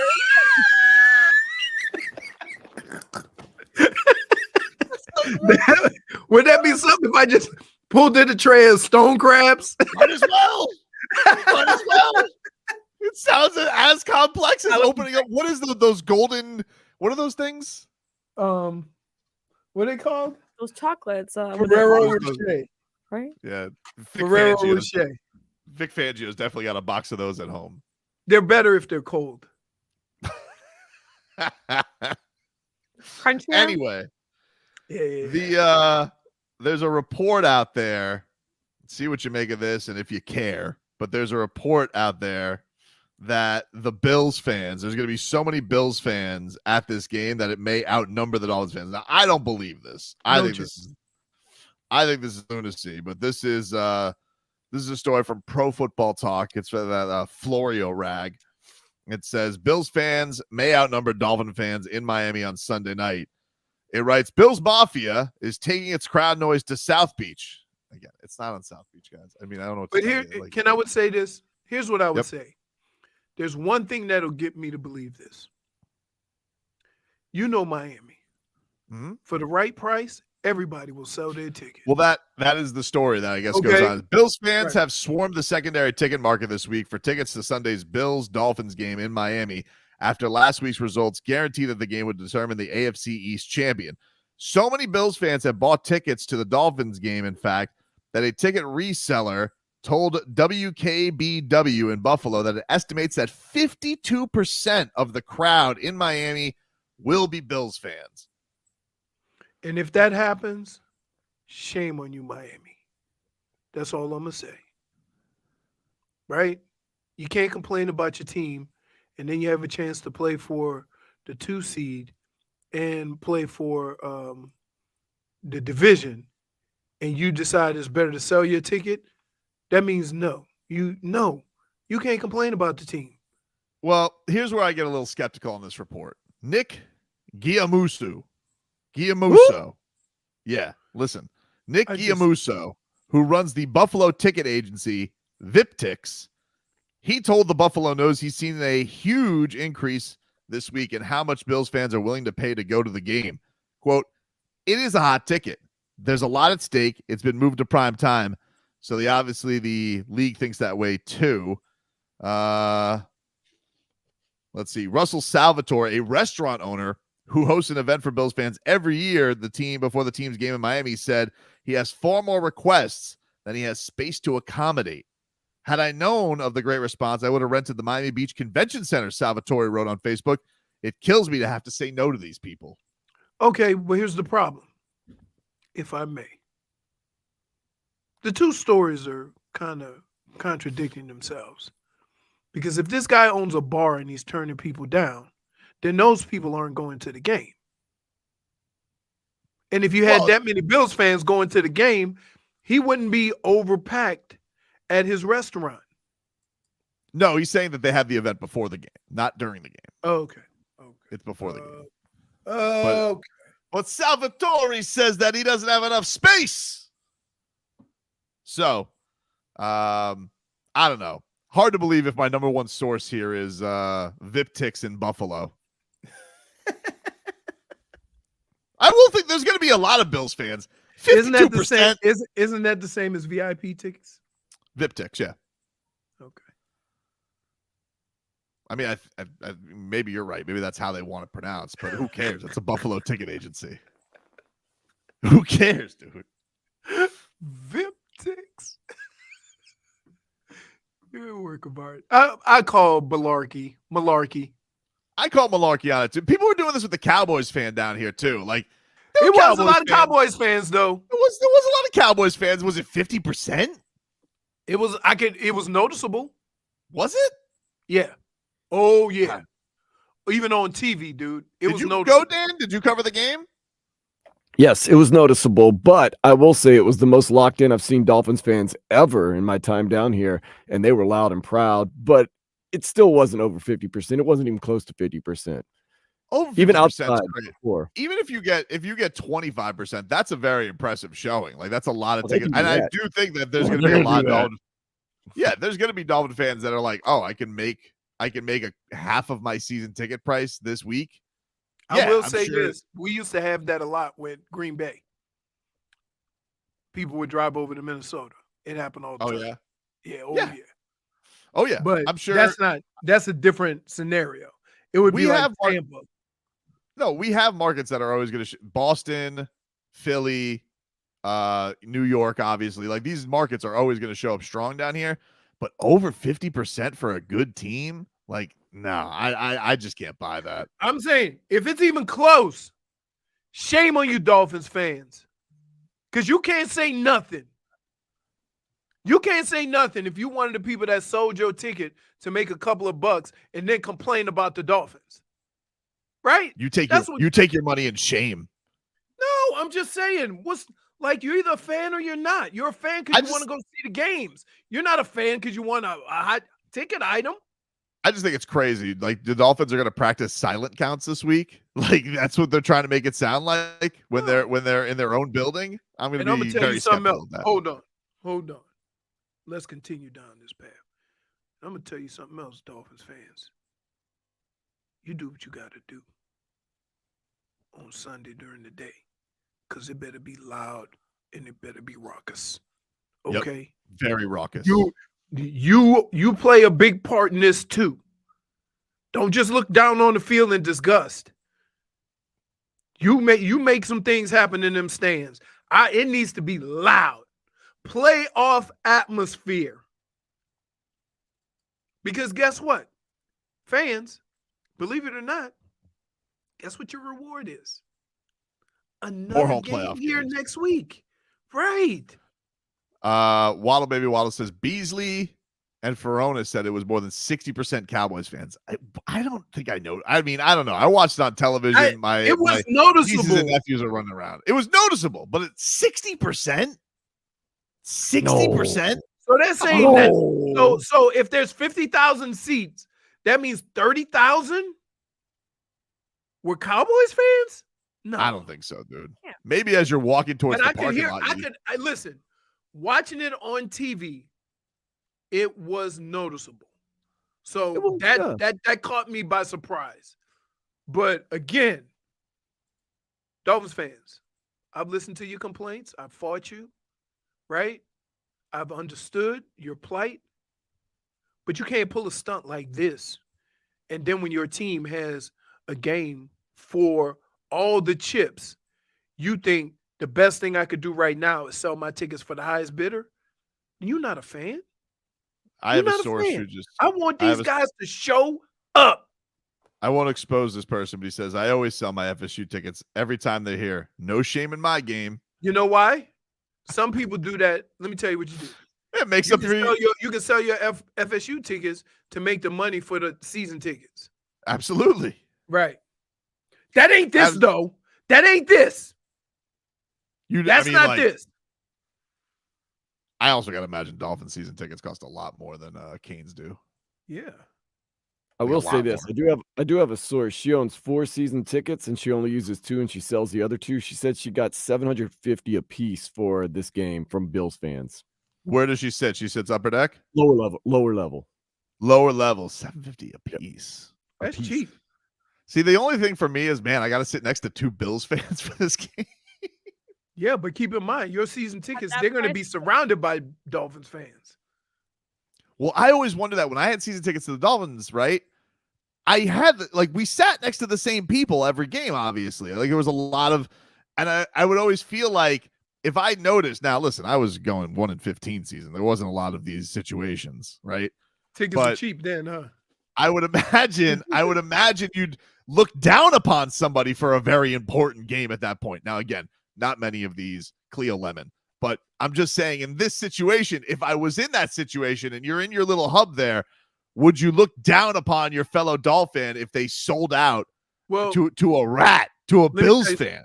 In his situation, everybody around there probably already knows that his friend has 4 tickets and sells the other 2, right? Because the thing is, you don't want to give up your ticket. You never know, right? So that's a different situation because everybody knows the people you sit by. That being said, come on, Dolphins fans. Don't do that. We're gonna get that. As much as we hear complaining on this radio about the team and where they've been and same old Dolphins. Well, you know what I'm gonna say? If I watch this game and there's all these Buffalo Bills fans because Dolphins fans sold their tickets, same old Dolphins fans. Right? Same old Dolphins fans. What you gonna do different for the championship? What you gonna do different? You see what I'm saying? For the playoffs? For the playoff. What are you gonna do different for a home playoff game? Because dummies, let's think in the near future. Okay? You show out this game. Dolphins win.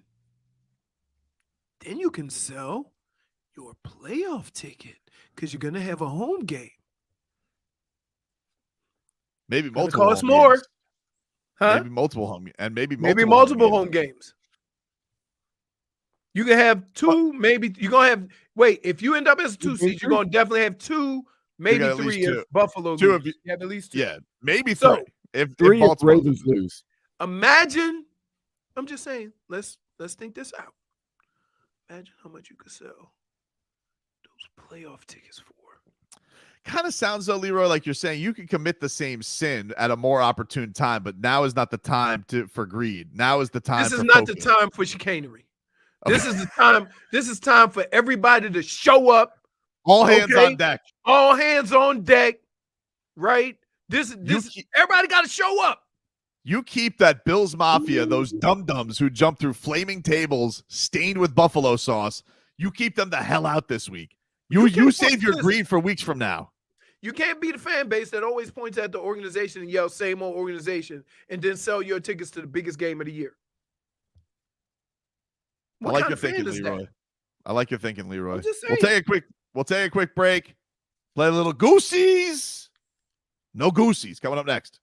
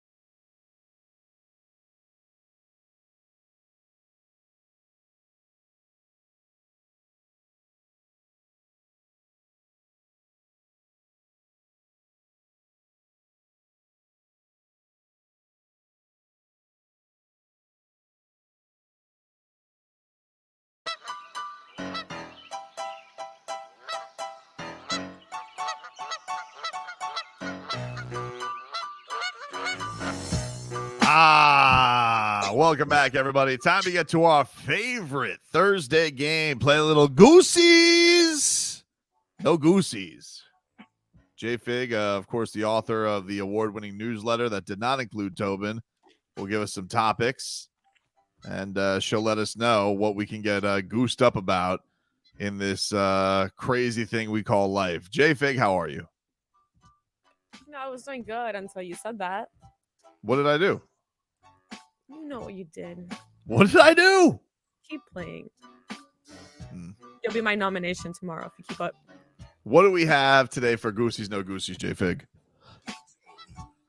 All right. Number 1. The Miami Heat making LeBron James look old AF. Goosies. It was great yesterday, especially Jaime Jaquez putting fadeaways right in his face, and Nikola Jović hitting 3 balls right in his face. And then he had a tantrum and decided not to speak to the media yesterday. And now all of a sudden there's reports that he wants his coach fired. And I love it. It's Goosies galore, par for the course. And if you don't have the Goosies, I don't know what to tell you. Leroy? I don't have the Goosies, but I will say this. No Goosies. No matter what they say about LeBron, yep, Father Time is undefeated. Yeah, he can hold them off for some more rounds than others. Yeah. But he'll get you. Oh, he'll get you. JFig, where are your Goosies with LeBron looking old AF yesterday? I'm all goosed up. I love that. Goosey! He is old. Dan Day? So looking old is not a shocker. It's not a shocker, but it's nice to see. Dan Day, where are your Goosies with LeBron looking old AF yesterday because of the Heat? Goosey!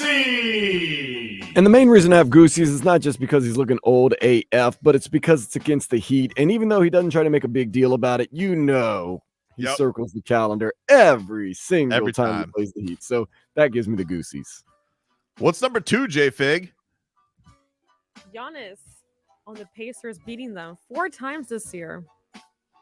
Yeah, here's Giannis Antetokounmpo, who the Pacers have had their number this year. Remember, he freaked out on them one time because he ran after them. The only time he's beaten him, he had to score like 60-something points to beat him. And now he's telling you that he can't get the Pacers out of his head. You have that, and you think about it. Now, when you go back home and you sleep and you wake up, you think about it. Now, when you go back and work out, you think about it. You know, when you're about to get freaky at night, you think about it. You know, but at the end of the day, it's good because now it gives us time to fix things. Hold on, dude. Hold on. Can I tell you something? Can I tell you something? When it's go time, I ain't thinking about sports. All I'm thinking about is baseball. Baseball. Gone. Wait a minute. But let me tell you this. I've had some vicious losses and fumbles in my day. And happy time is just that. You let all that other nonsense go. The look on his face was just glorious. I mean, I'm going to say Goose. He's an athlete who is definitely clearly he ain't got the Goosies. I can't have the Goosies if he ain't got the Goosies. He's sitting here and he's thinking about the Pacers. Honey, what seems to be what's the issue, Giannis? Honey, I just can't get Halliburton out of my head. How you think that's gonna go? Say, what's wrong? Well, babe, I'm thinking about some other stuff right now. Oh, really? You know, woman, what's she gonna say? Who is it? Who is it? It's Miles Turner.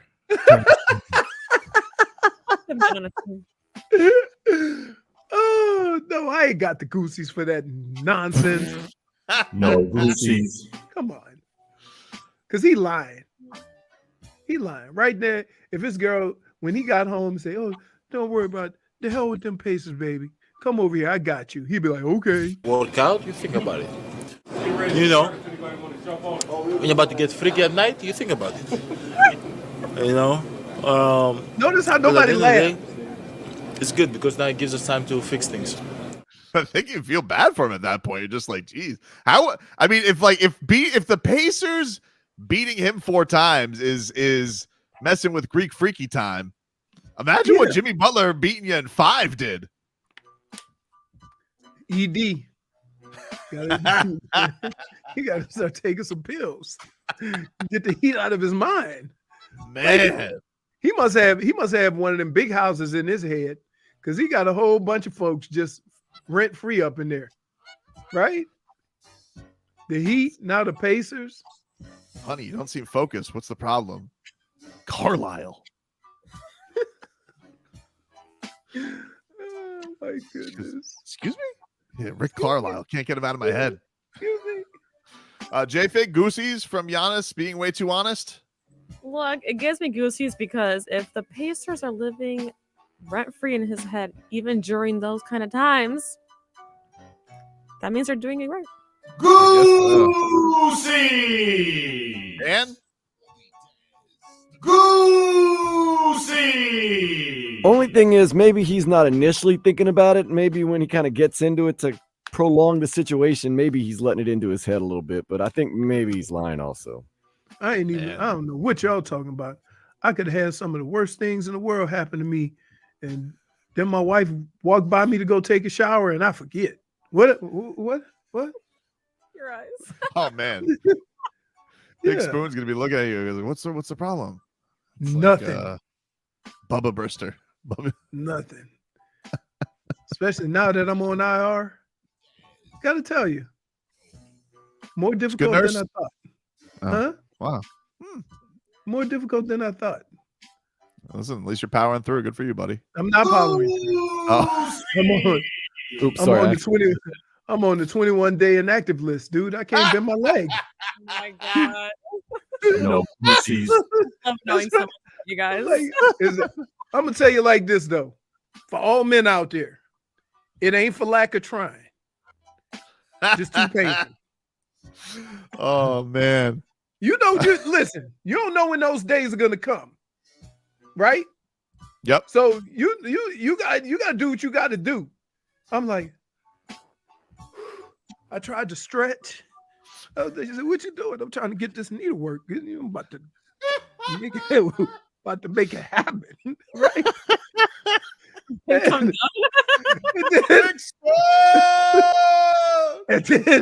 And then I got to tell you, it was so disappointing. I almost cried because it hurt so bad.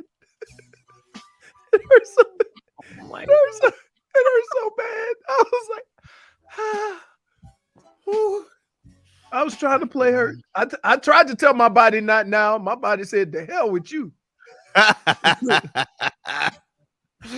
Oh man. What else we got, JFig? What's number 3? Oh god. Okay, after that, tonight, a cup rematch. We have the Panthers versus the Golden Knights. What time is it? Galore, dude. What time is it? 10 o'clock. Damn! It's in Vegas, dude. I know. Man, I wish when I took Fonz to Vegas, I wish Vegas had a game. They don't have no games. 10 o'clock puck drop tonight from T-Mobile Arena.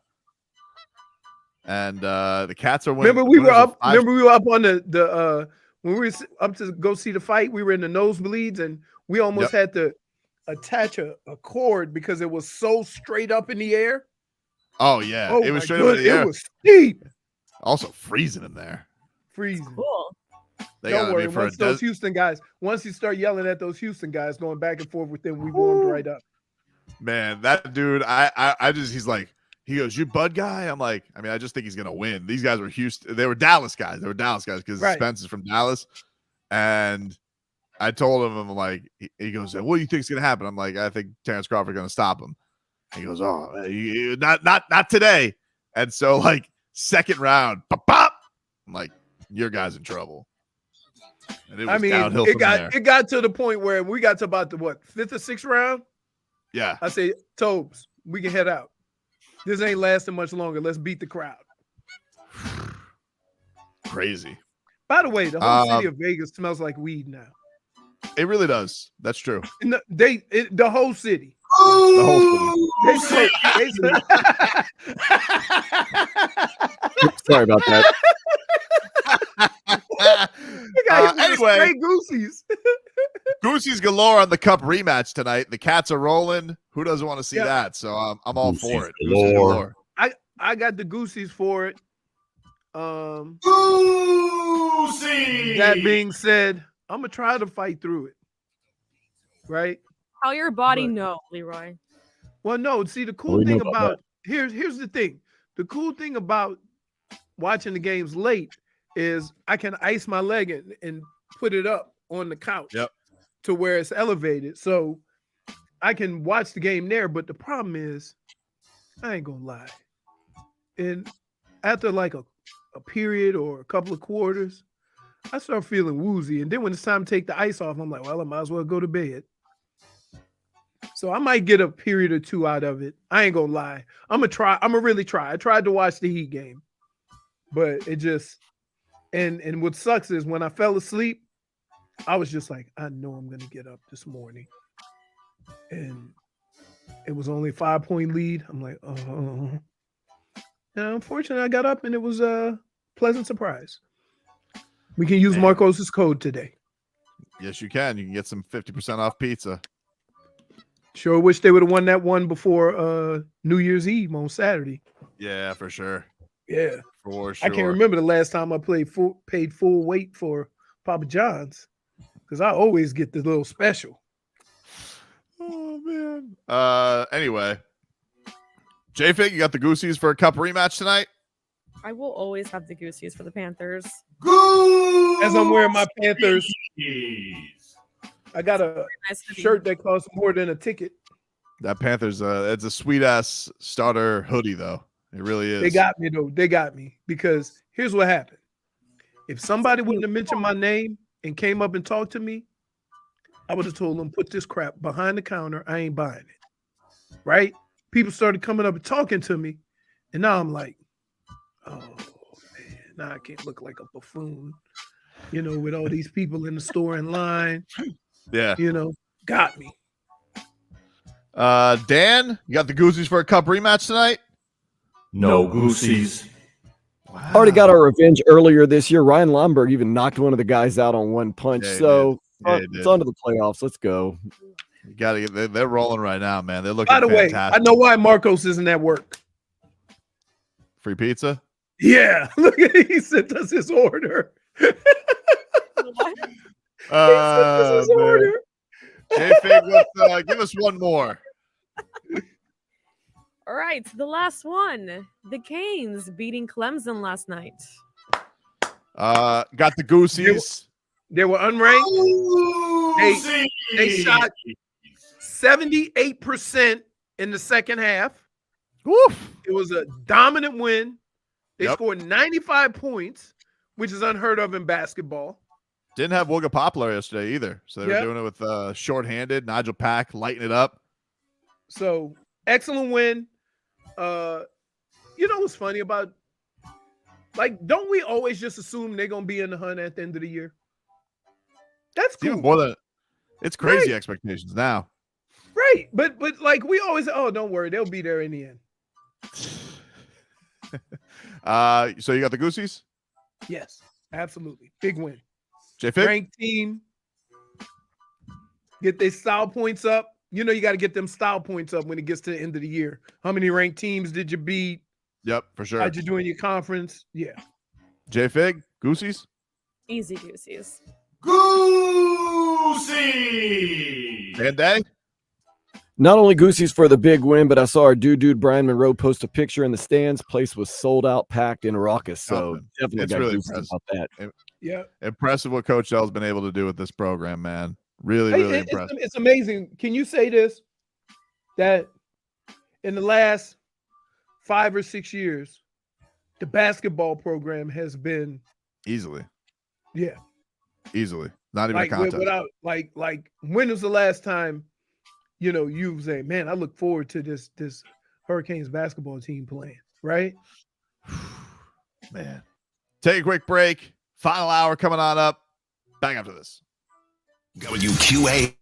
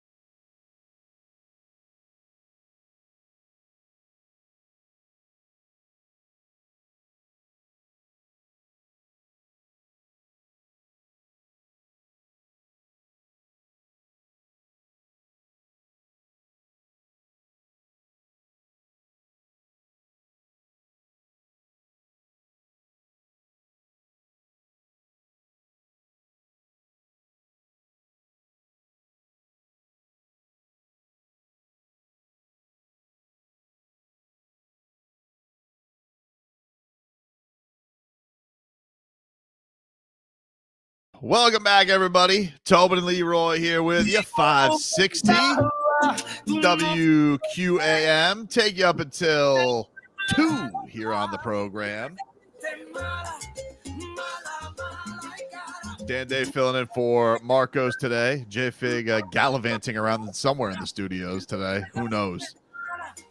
Let's get to some headlines brought to you by New Palmetto Ford Truck Super Center. Why buy a truck at a car store? Palmetto Ford. We know trucks. He beat the Lakers last night. If you slept in, I understand. It was a late one last night. National TV. Heat get themselves a victory. The big score all around. 8 guys in double figures last night, Leroy. Yeah, cool. JFig let her hair down. Yes, she did. She's off business mode. She's ready to party. She's ready for the final hour. Erik Spoelstra. We've been waiting for this, Leroy. Erik Spoelstra talking about Nikola Jović. Here's Spo after the game yesterday, and he was discussing Nico and his development. Here he is. Across the board, he gets coached hard, as you can expect. We want to encourage him too. He's 20, and this is the hard part in this league. You have different ends of the spectrum, and that's okay. In terms of a young player developing. Jaime played 4 years of high-level college basketball and big-time tournament games, and if he didn't play well, they didn't win. There's a responsibility that he learned early on from that. He also learned how to play a role his first 2 years when he was like the afterthought his freshman year, third, fourth option his second year. Nico is 20, and where everybody wants everything to happen right now, that's not necessarily reality. But his head coach sees progress. He's been drilling all the details ad nauseum, but he's big, so he's 6'11". He's 230 pounds. He's a good rebounder, for his size, and he's learning pick and roll coverages, and that's probably the most important thing a big player has to learn coming into this league is how to manage when you get called up every single time. And the best thing about that is he gets called up every single time, so he gets 10,000 reps, and then he'll get coached all, in the video sessions and practice sessions in the days in between. There you go, Spo. Pleased with the development, still saying he's got plenty of time, that he's only 20, but man, he looked good yesterday. And it's been great to see him get something on this road trip. But could also be.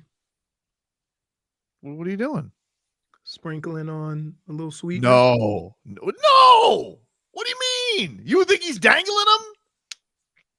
I think that if the right player becomes available, that Jović is going to go somewhere else and be a star. Let me ask you something. Can I just say, if I were to say the same thing that you're saying right now, you would kill me. Like, you've been wanting this guy to play. You should be celebrating his and singing his praises right now. And the first thing that you're thinking about is shipping him off for an orca? That's what you're doing? That's reality. That's reality. Can't enjoy the moment, dude. Can't even enjoy it. I'm enjoying the moment. You can't even enjoy the team that we got. But got even right when here. Spo responded, it sounded as though it's okay. We're gonna send his ass back to Sioux Falls. That's not what that's not how I took it at all. Sounded like. That's what it sounded like. He set the table for that. No, I didn't get that at all from Spo. Okay. I think he was just throwing it out there. He's putting it. He's just putting it in the spot where it's like, hey. You want me to give you the next conversation? What do you mean? You ready? Yeah, he wasn't going to get the reps up here, so we wanted him to continue working. No. And so we sent him to Sioux Falls. No, he's no longer Sioux Falls boy. When you hear it, apologize to him. Anymore. When you hear, I don't when you apologize. Well, okay. I don't want that to happen. I don't want it to happen. I don't want it either. He's shown at this level he could play. He can play. He showed me at this level before when he was playing pro basketball since he was 16. I just want to say I'm very proud of you, Nico. Finally, anybody could have put their head down, would have gone to South Dakota, and never come back. But you battled through thanks to Uncle Jimmy. Oh, Mama, he's not uncle. He's like older brother. Please, you're embarrassing me in front of Jimmy Butler. No. He's not older brother. He's way older than you. Like 16 years, okay? And also, when the hell does he get back? You guys have like 4 games together. Think about this. LeBron was playing in the NBA before Jović was born. Yep. So some little kid sitting around saying, one day I'm going to be LeBron James when he's 5, and then ends up playing against LeBron James. It's pretty amazing. I remember when Nico was blipping and we were watching finals and we say, hey, how come that guy does not post up Little Barrea? But for some reason, he was shook. Terrible finals performance.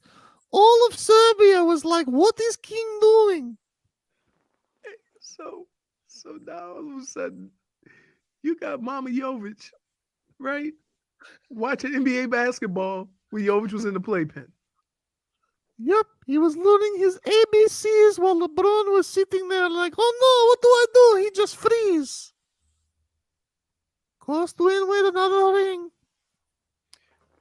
You do realize she's not that old. You got her with a hat on, right? Wearing a scarf. Wearing a scarf. Don't let's not forget the scarf. You can't forget the scarf. No, you guys have it. Like, why Hey, can't she just sound how she Darboard sounds? of Doom. You got to do a show dress up as Babushka. As a Ukrainian woman. Ukrainian, Serbian babushka. Yes. By the way, shout out to Goran today. Goran is having his official retirement in Slovenia today. He's getting a hero's welcome today in Slovenia. He's like doing his whole. He's meeting with the foreign press there. Hero's welcome for him for his retirement. So happy for Gogi. Yes, we are. We are all happy. Really, really cool. Also, meanwhile, let's get to some cat talk here. Brought to us by our friends over at Celsius. Hockey fans, don't sit this one out. When it's game time, make Celsius a part of your play and get that energy up. Game day is fueled by Celsius Essential Energy Drinks, the official energy drink of your Florida Panthers. Panthers are back on the ice tonight. 10 o'clock puck drop from T-Mobile. You, of course, can hear that game right here on 560 WQM. Doug Plagens on the call. The Cats have won 5 straight. They go for 6 tonight in a cup rematch. So check that on out. Loving it, man. Game Boy says Uncle Gogi too. Gogi did take Jovi out to dinner. Took him under his wing. His dragon wing. He did? Yep. It's a beautiful thing to see. It really is. It really is. But mostly because you get this. Hopefully, by the way, hopefully his dragon wing is a little bit bigger than your little dragon wing. Yeah, me too. Best bet ever, by the way, I've ever lost. Here's what I can't figure out. I have to do the McBob. We get in trouble. You go to the stadium, dress up as a dragon or as a kangaroo, bounce around the front of the arena, and crickets. Yeah. Nothing. I think a couple things happened. We're more known with the shenanigans. They know that we're the silly guys now. I don't think that was known. And mind you, it was only one person who got upset with the McBob. So I think if it was today, we could McBob all we want. We'd be fine. Like we could do the Jaime, which they should probably do. Like give Jaime like a very artsy intro, something like that. Or they should just show him in his Heat uniform with a lightsaber. They did that. He did that for Star Wars night. He came in. He looked badass. Oh man, that was cool. Looked good. He looked good. Oh, and there was no doubt everybody knew who he was. Right? Of course. That's the crazy part. He is tremendous. We'll take a quick break. We come back, get back into the Dolphins and the NFL weekend ahead. Of course, some quarterbacks that we'll see if they're going to be good to go this week. Playoffs on the line. Bills. They got Josh Allen with a sore neck. Will that affect him? Back after this.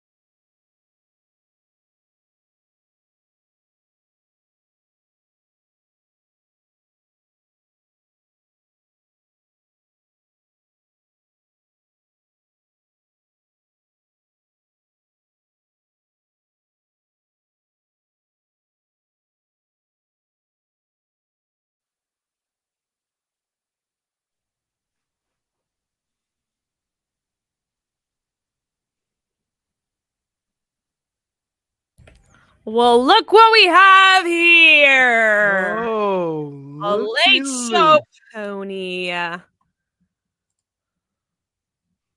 was putting together a toy.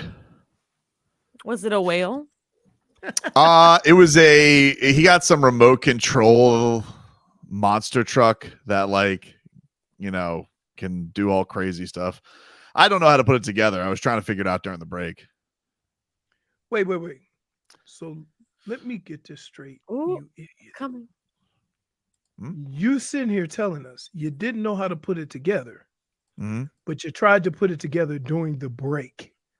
Well, put together is the batteries and what kind of batteries does it need? It's not like I don't have to assemble it, but it's like what kind of batteries does it need? Some stupid chargeable battery that I got to figure out how to charge it and have that on the same page with the remote. It's a whole thing, Leroy. It doesn't come with a battery? No. And you didn't check before said toy I didn't came buy into the it. house? It wasn't a gift from me. It was a gift from an uncle. Just saying. You sure that those things usually come with batteries, dude? It didn't come with a battery. That's why I was hunting down batteries. Well, you know you don't have that kind of battery in your house. I don't know. You're a double A, triple A guy. I have so many double A's. Not They the chew little through my circle. You recorder. need the little circle thing, right? I don't know. It was like something I'd never seen before, dude. What do you want to make a house a Radio Shack? I don't know what to tell you. Well, I'm just saying, like you can't start a conversation by saying I didn't know how to put something together and then said I tried to put it together during the break. Look, I wasn't hobnobbing like Jennifer does during the break. She's out here. She hobnobs every single all break. I That's know why is she's late. I want to know who's in that damn building because JFig left with her hair looking like a synchronized swimmer, and she came back like, woo. Somebody So I impressed wanna know there, who's- Jennifer, I in the wanna office. know who's in that There's building. no one here. It is a simple explanation that the bun was too tight, so I took it off. I'm not sure. I'm not buying it. Yeah, I'm not. Who else is I'm going to not be buying here? it. I'm not. I don't know. Could it? I don't know. Could it be you put it in a bun because your hair was wet? No. Okay. What about new guys? New guy there? Is there a new guy here? I don't know. He was on the list. Carlos is not here. Who's Carlos? He works right Oh, across the window from you. Radio Libre Carlos? There's no one next door, so I don't know. You know. Listen. Yeah, you know. There's no Only person. Let me tell you. There's nobody that comes through that building that JFig does not know. True. Let's be clear. No one. All right. All right. You let your hair down just in case. Some notes from Dolphins practice. Chris Perkins, among the 53-man roster not seen in the portion of practice the media is allowed to watch. No Tyreek Hill, Jalen Waddle, Mostert, Xavier Howard, and Bradley Chubb. Obviously, Chubb and Howard, they're not playing. Hill, I wonder if Hill's out because he's injured, or you think he's dealing with fire stuff? I think he wasn't a boot. So they're probably just holding him back until maybe tomorrow. Yeah. Like you get to a certain status to where you give us what you got on Sunday. We don't need to see it during the week. Right? He's in that class. Right? He's also got some things going on. He does have some things going on, for sure. He's got a hole in his roof. Because some kid. Bro, I mean, could you imagine if you put a hole in your parents' roof? This show would not be possible. Let me just tell you. I mean, because I would have heard those famous words that you hear down south. I brought you into this world. I'll take your ass out. Zach Sealer, who was out of practice yesterday because he was sick, he's back. He's a man. Man's man. Man's man. And probably got Terron sick swallowing some dip on the hunt. All right, so there you go. The who's Dolphins. worse? Let me ask you this: who's worse? Who's more feared? The burly man who's a man's man and Sealer, or the big guy who's playful and plays rough? in Christian Wilkins terrifies me. Christian Wilkins, because like he could bring all the heat in the world and laugh, and that would scare the hell out of me. They did this thing on Hard Knocks because did you notice? I don't know if you saw the video on Twitter, but of the celebration where Jason Sanders is on his shoulders like a toddler at the Miami Zoo. And like you can tell, he doesn't love being up there. That Christian Wilkins has decided to throw him on his shoulders, but he's the kicker. And so what's the kicker going to do? That's it. I'm telling you, every team has that guy. Like he has all the energy in the world. He's big, so you can't mess with him. He's strong as an ox. And if he wants to play, you just let him play. Because he's on kickoff or he's on field goal team. And so he's out there. And so Jason Sanders was talking about in the start of practice. He goes, yeah, just one day he just started lifting me. And, what am I supposed to say? He's like, hey, man, I'm a grown-ass man. And Christian Wilkins goes, but you're a kicker. Because like, who's a good kicker? Like, then he throws him up on his that day, you wouldn't have a chance if you went out to practice. Oh. They just pick you up. It's like what was the abominable snowman? And I will love him and I will pet him and I will call him George.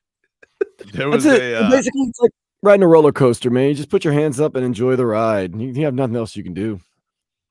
Alf says, in the words of Frog Boy, uppies? That's pretty much what he's doing, but I don't think he's not asking. Like Christian Wilkins is telling him, you're going uppies. Yeah. Oh my. And Christian Wilkins is like doing this, like he hugged Dan Marino so tight after one of these Hard Knocks wins, and Dan Marino, you can just see, is very uncomfortable by his strength. Yeah, I'm telling you, dude, it is the worst person on a football team to deal with. They're playful, they're strong. They got all the energy in the world, and you don't feel like messing with you. You're like, oh no, here comes Christian Wilkins. Come on, everybody. Like, especially when the words that come out of his mouth first are Uncle Dan. Yeah, oh yeah. David's like, no, that's it. But guess what? You need that energy on your team. Of course. And the fact that it comes from a position that normally doesn't have that much energy makes it that much more impressive. Because he is all over the football field. Yeah. He really should have made the Pro Bowl. That guy's awesome. And the problem is not whether he should have made it or deserved to make it, which he did. The problem is that all the guys ahead of him, right, probably have already, like, so you're talking about Chris Jones, right? Who else? I would say the tackle from I want to say Baltimore. I can't think of his name. But you only have 2 or 3 guys that they bring in at that position. I get it. It's just I think of I just he added the sacks on top of everything else this year. Like, what else do you want from him? He gonna get paid. You said he didn't have enough sacks. Now he's right in line with all those other guys that you said have more sacks, and with that energy, and with the tackles, and with being all over the field. Good luck. You should have took care of him. Now it's gonna cost you more. Well, I'll tell you one thing. I do want to see. Wilkins gonna say, yesterday's price is not today's price. Definitely. Well, one of the things I want to see though is he always seems like he bothers Josh Allen with some kind of chicanery. Like, and I want to see that again this week. Wait. He's definitely grabbed his deal You before. think it'll be a fight if he plays Josh Allen's leg like a guitar? Yeah. I mean, Josh Allen probably be like, that's getting off easy, knowing the tactics we know Christian Wilkins will use from time to time. I do like how Dolphins fans are such homers. Like, it's obviously Christian Wilkins' fault that the fight got started. They're like, why are they picking on him? Leave him alone. I'm like, how did you not see what that man did right there? He is a ruckus starter. He's an antagonist. Yeah. But here's the problem. While everybody else is getting serious and all manly football, he's laughing, which makes it worse. There's nothing worse than being mad at somebody that's laughing. Because that means he got you. Yeah, that's all he's looking to do is just if he can make them blow a gasket. That's why I didn't even play. They used to do all kind of stuff, right? And I would say, We can handle this how y'all want to handle it. Okay? But don't get mad. I will say that. But don't get mad. The place where it's like if especially if Josh Allen has like a fumble somewhere, you know he's going to be looking for him to do something like just off kilter. It's amazing when that guy plays for you, because if he was on any other team, he'd be annoying as hell. Oh my God, yeah. But like he's the epitome of like love him because he's on your team. That's Christian Wilkins. Yeah, but here's the thing, man.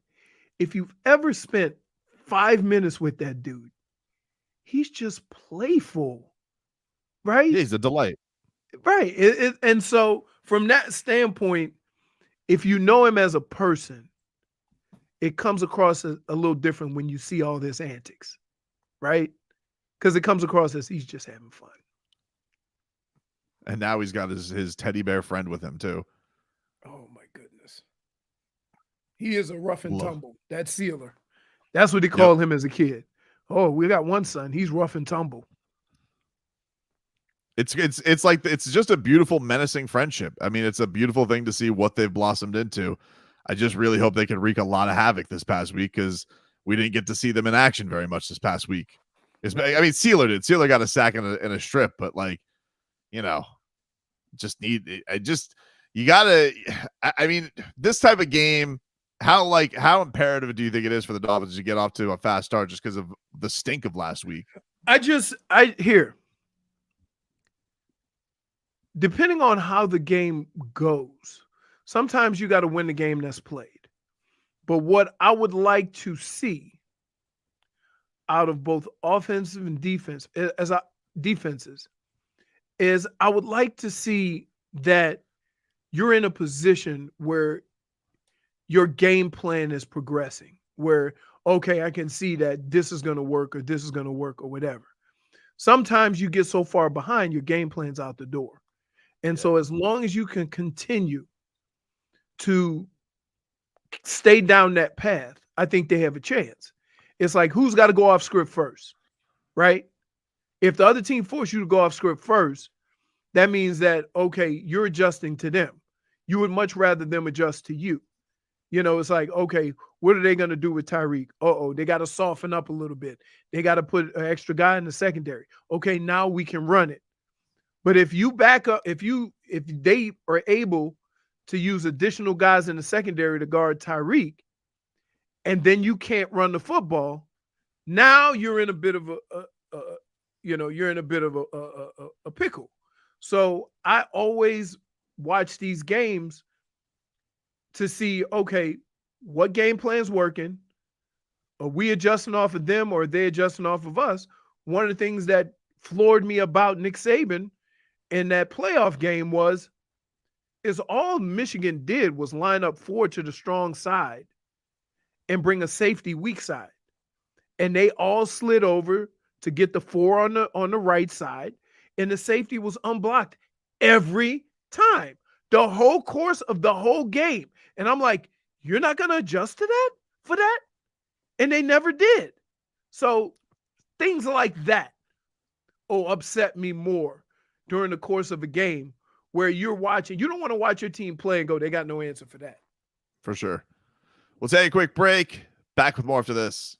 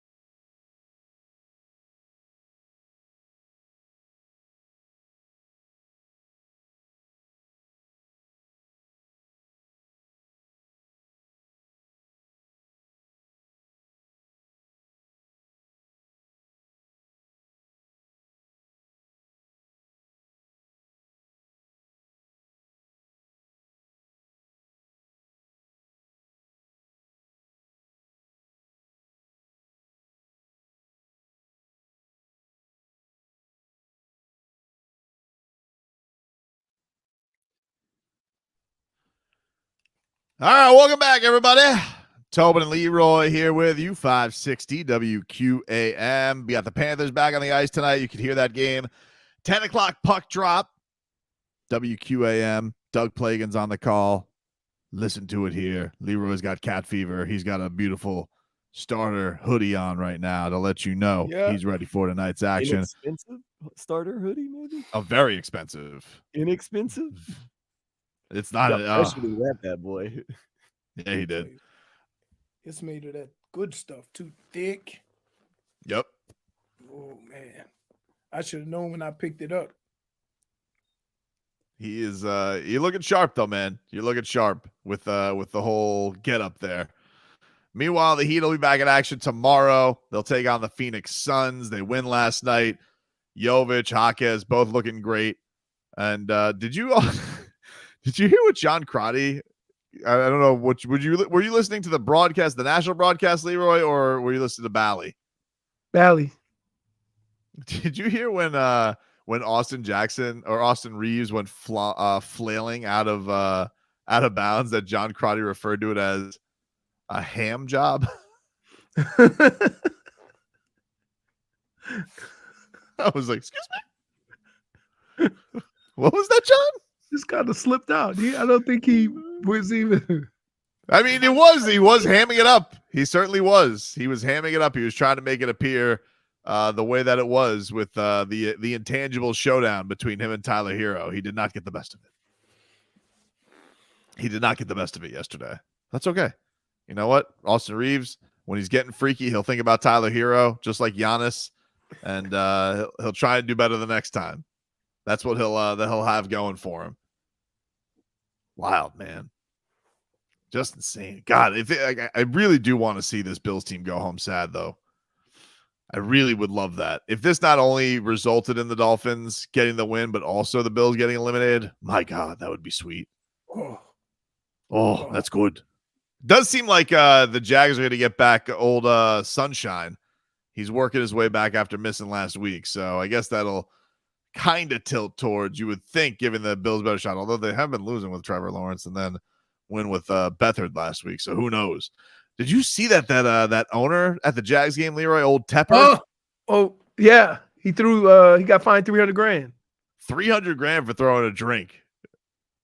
What is wrong with this guy? What about, remember the not the Houston, but the Tennessee Titans guy? He went double birds. The Bud. I do remember that. He's not alive anymore, though, right? That guy's gone. No, but on his way out, double birds. Man. This Tepper feels like he's made a quite a uncomfortable start to his ownership with the Panthers. Let me ask you this. That man's worth $20 billion. You think he gives a rat's ass about 300,000? Or just the way he behaves? But the way he behaves. No, they're cretins.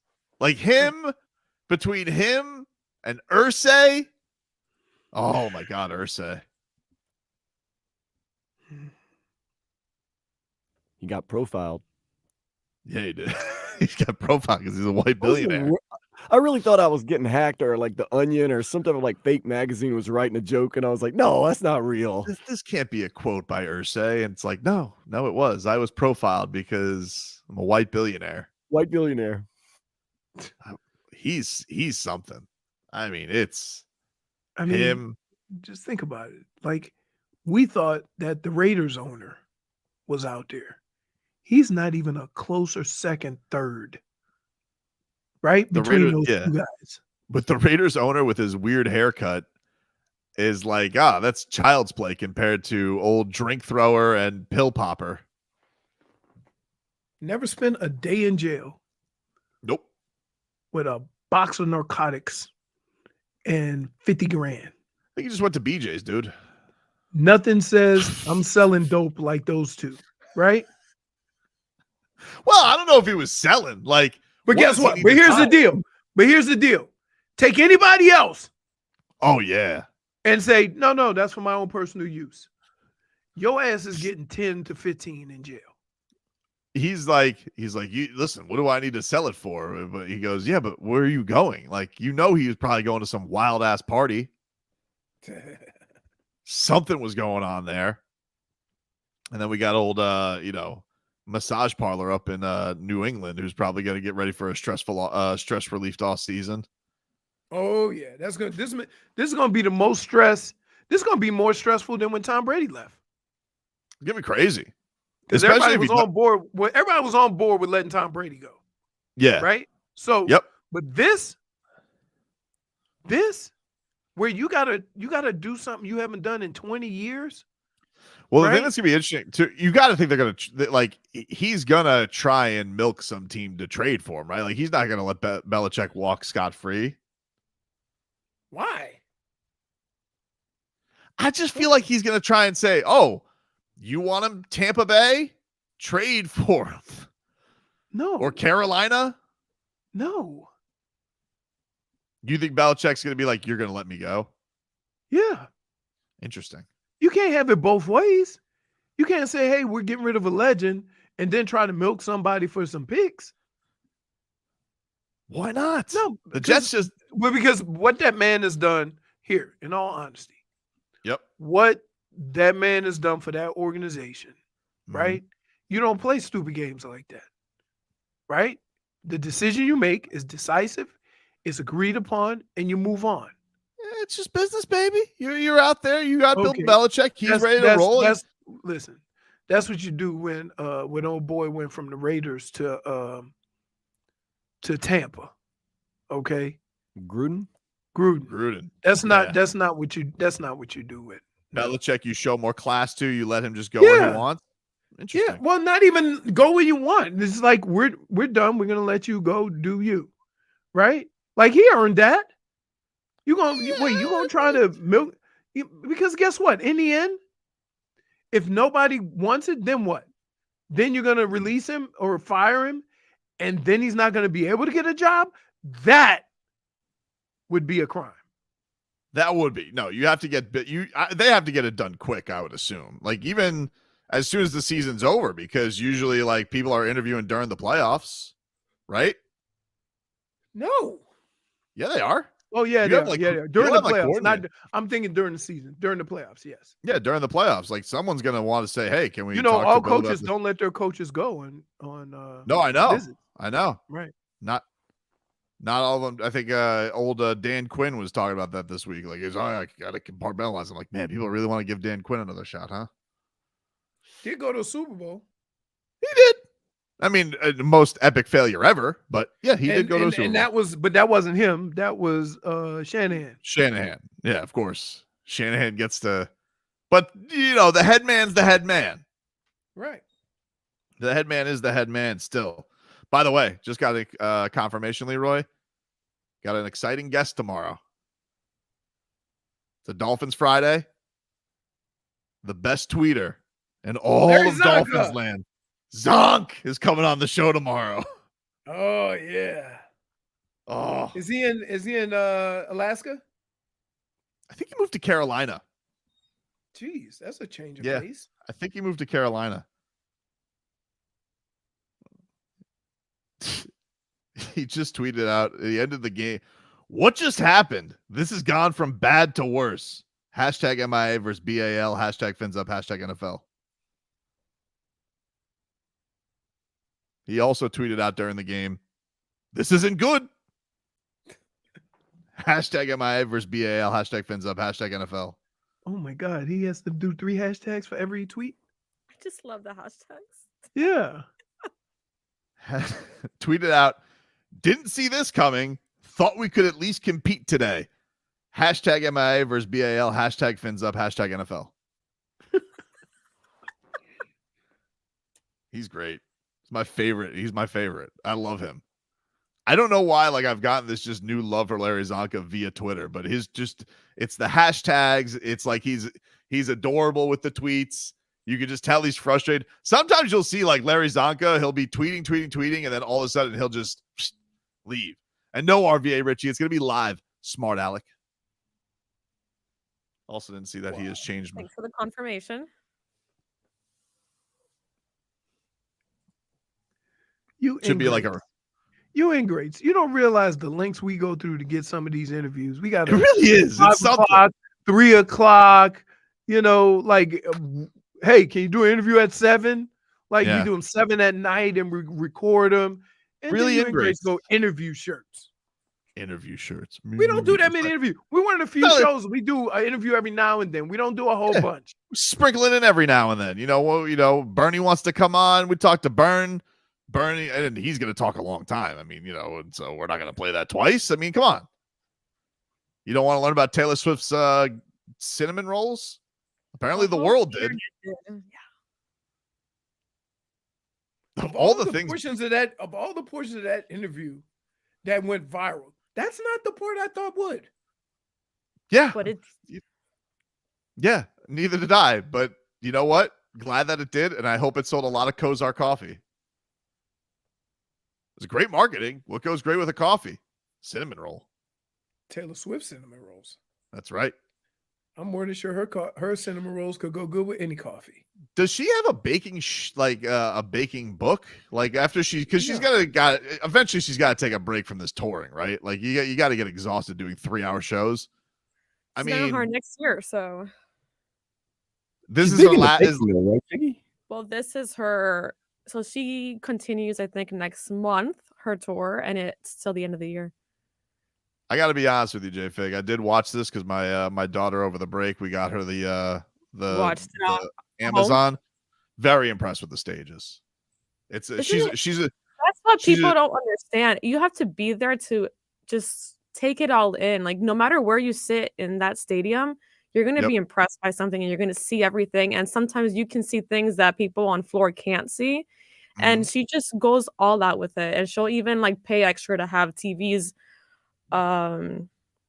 showing her everywhere, like so you can get every angle possible. She's an artsman. She's an artsman. She's an artsman. But a real one. No, I'm an artsman too. Yeah. I saw ballet this week. Yep. Oh no. Which might be the most ridiculous. So I text, getting a State of the Union with the Tobin family. What's up? He goes, I'm out watching Nutcracker. Yep. Like, I'm an artsman. I appreciate the dance. No. The only way that would be enjoyable for you if somebody actually got their nuts cracked. Dude, what are you talking about? You got giant rats in costumes just jumping all over the place. So he says, I'm trying to figure out if these rats are real. Like that's what he pulled from that. Because I don't remember rats being in that. Dude, no. That's like the rats take over the whole stage. Then there's the Rat King. He's got like 6 heads of rat, to try and take out the Nutcracker. Of course. Did they stay on the ship? They did not. Once the Nutcracker started getting the upper hand, they were done with them. They're like, oh, damn it. Got to tell you, your explanation of the Nutcracker. Yep. Doesn't resemble any other explanation of the Nutcracker I've ever gotten in my life. I'm telling you, man, you really this has been one of the more cultured years of my life between, being an Art Basel attendee and going to the Met Gala and the Nutcracker. I truly am cultured. Art Basel? Yeah. Well, I drove by Art Basel. I'm glad I caught you in your lies. What, on the way to the stadium for a basketball game? Of course. Yeah, it was a real pain in the ass. Trying to get to heat practice, and I was like, I can't find anywhere to go. Like, why is this so much traffic? Art Basel. Ridiculous. Anyway, everybody, that's our show for today. Appreciate you guys tuning in. Larry Csonka will join us around 11 tomorrow, so we'll talk to the great Larry Csonka. Get your minds right. We got a big football Friday coming on up as the Miami Dolphins are getting set for the Buffalo Bills. Dan Day, fantastic job sitting in for Frog Boy today, so thank you for that. JFig, you were wonderful. I do forgive you for leaving me out of the newsletter. We'll talk to you guys tomorrow.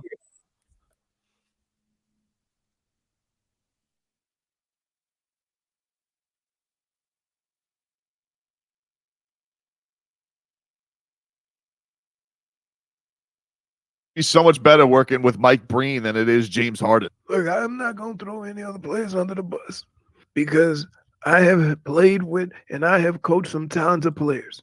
But damn, that James Harden was the end of me. Woo! Paid actor portrayal. I didn't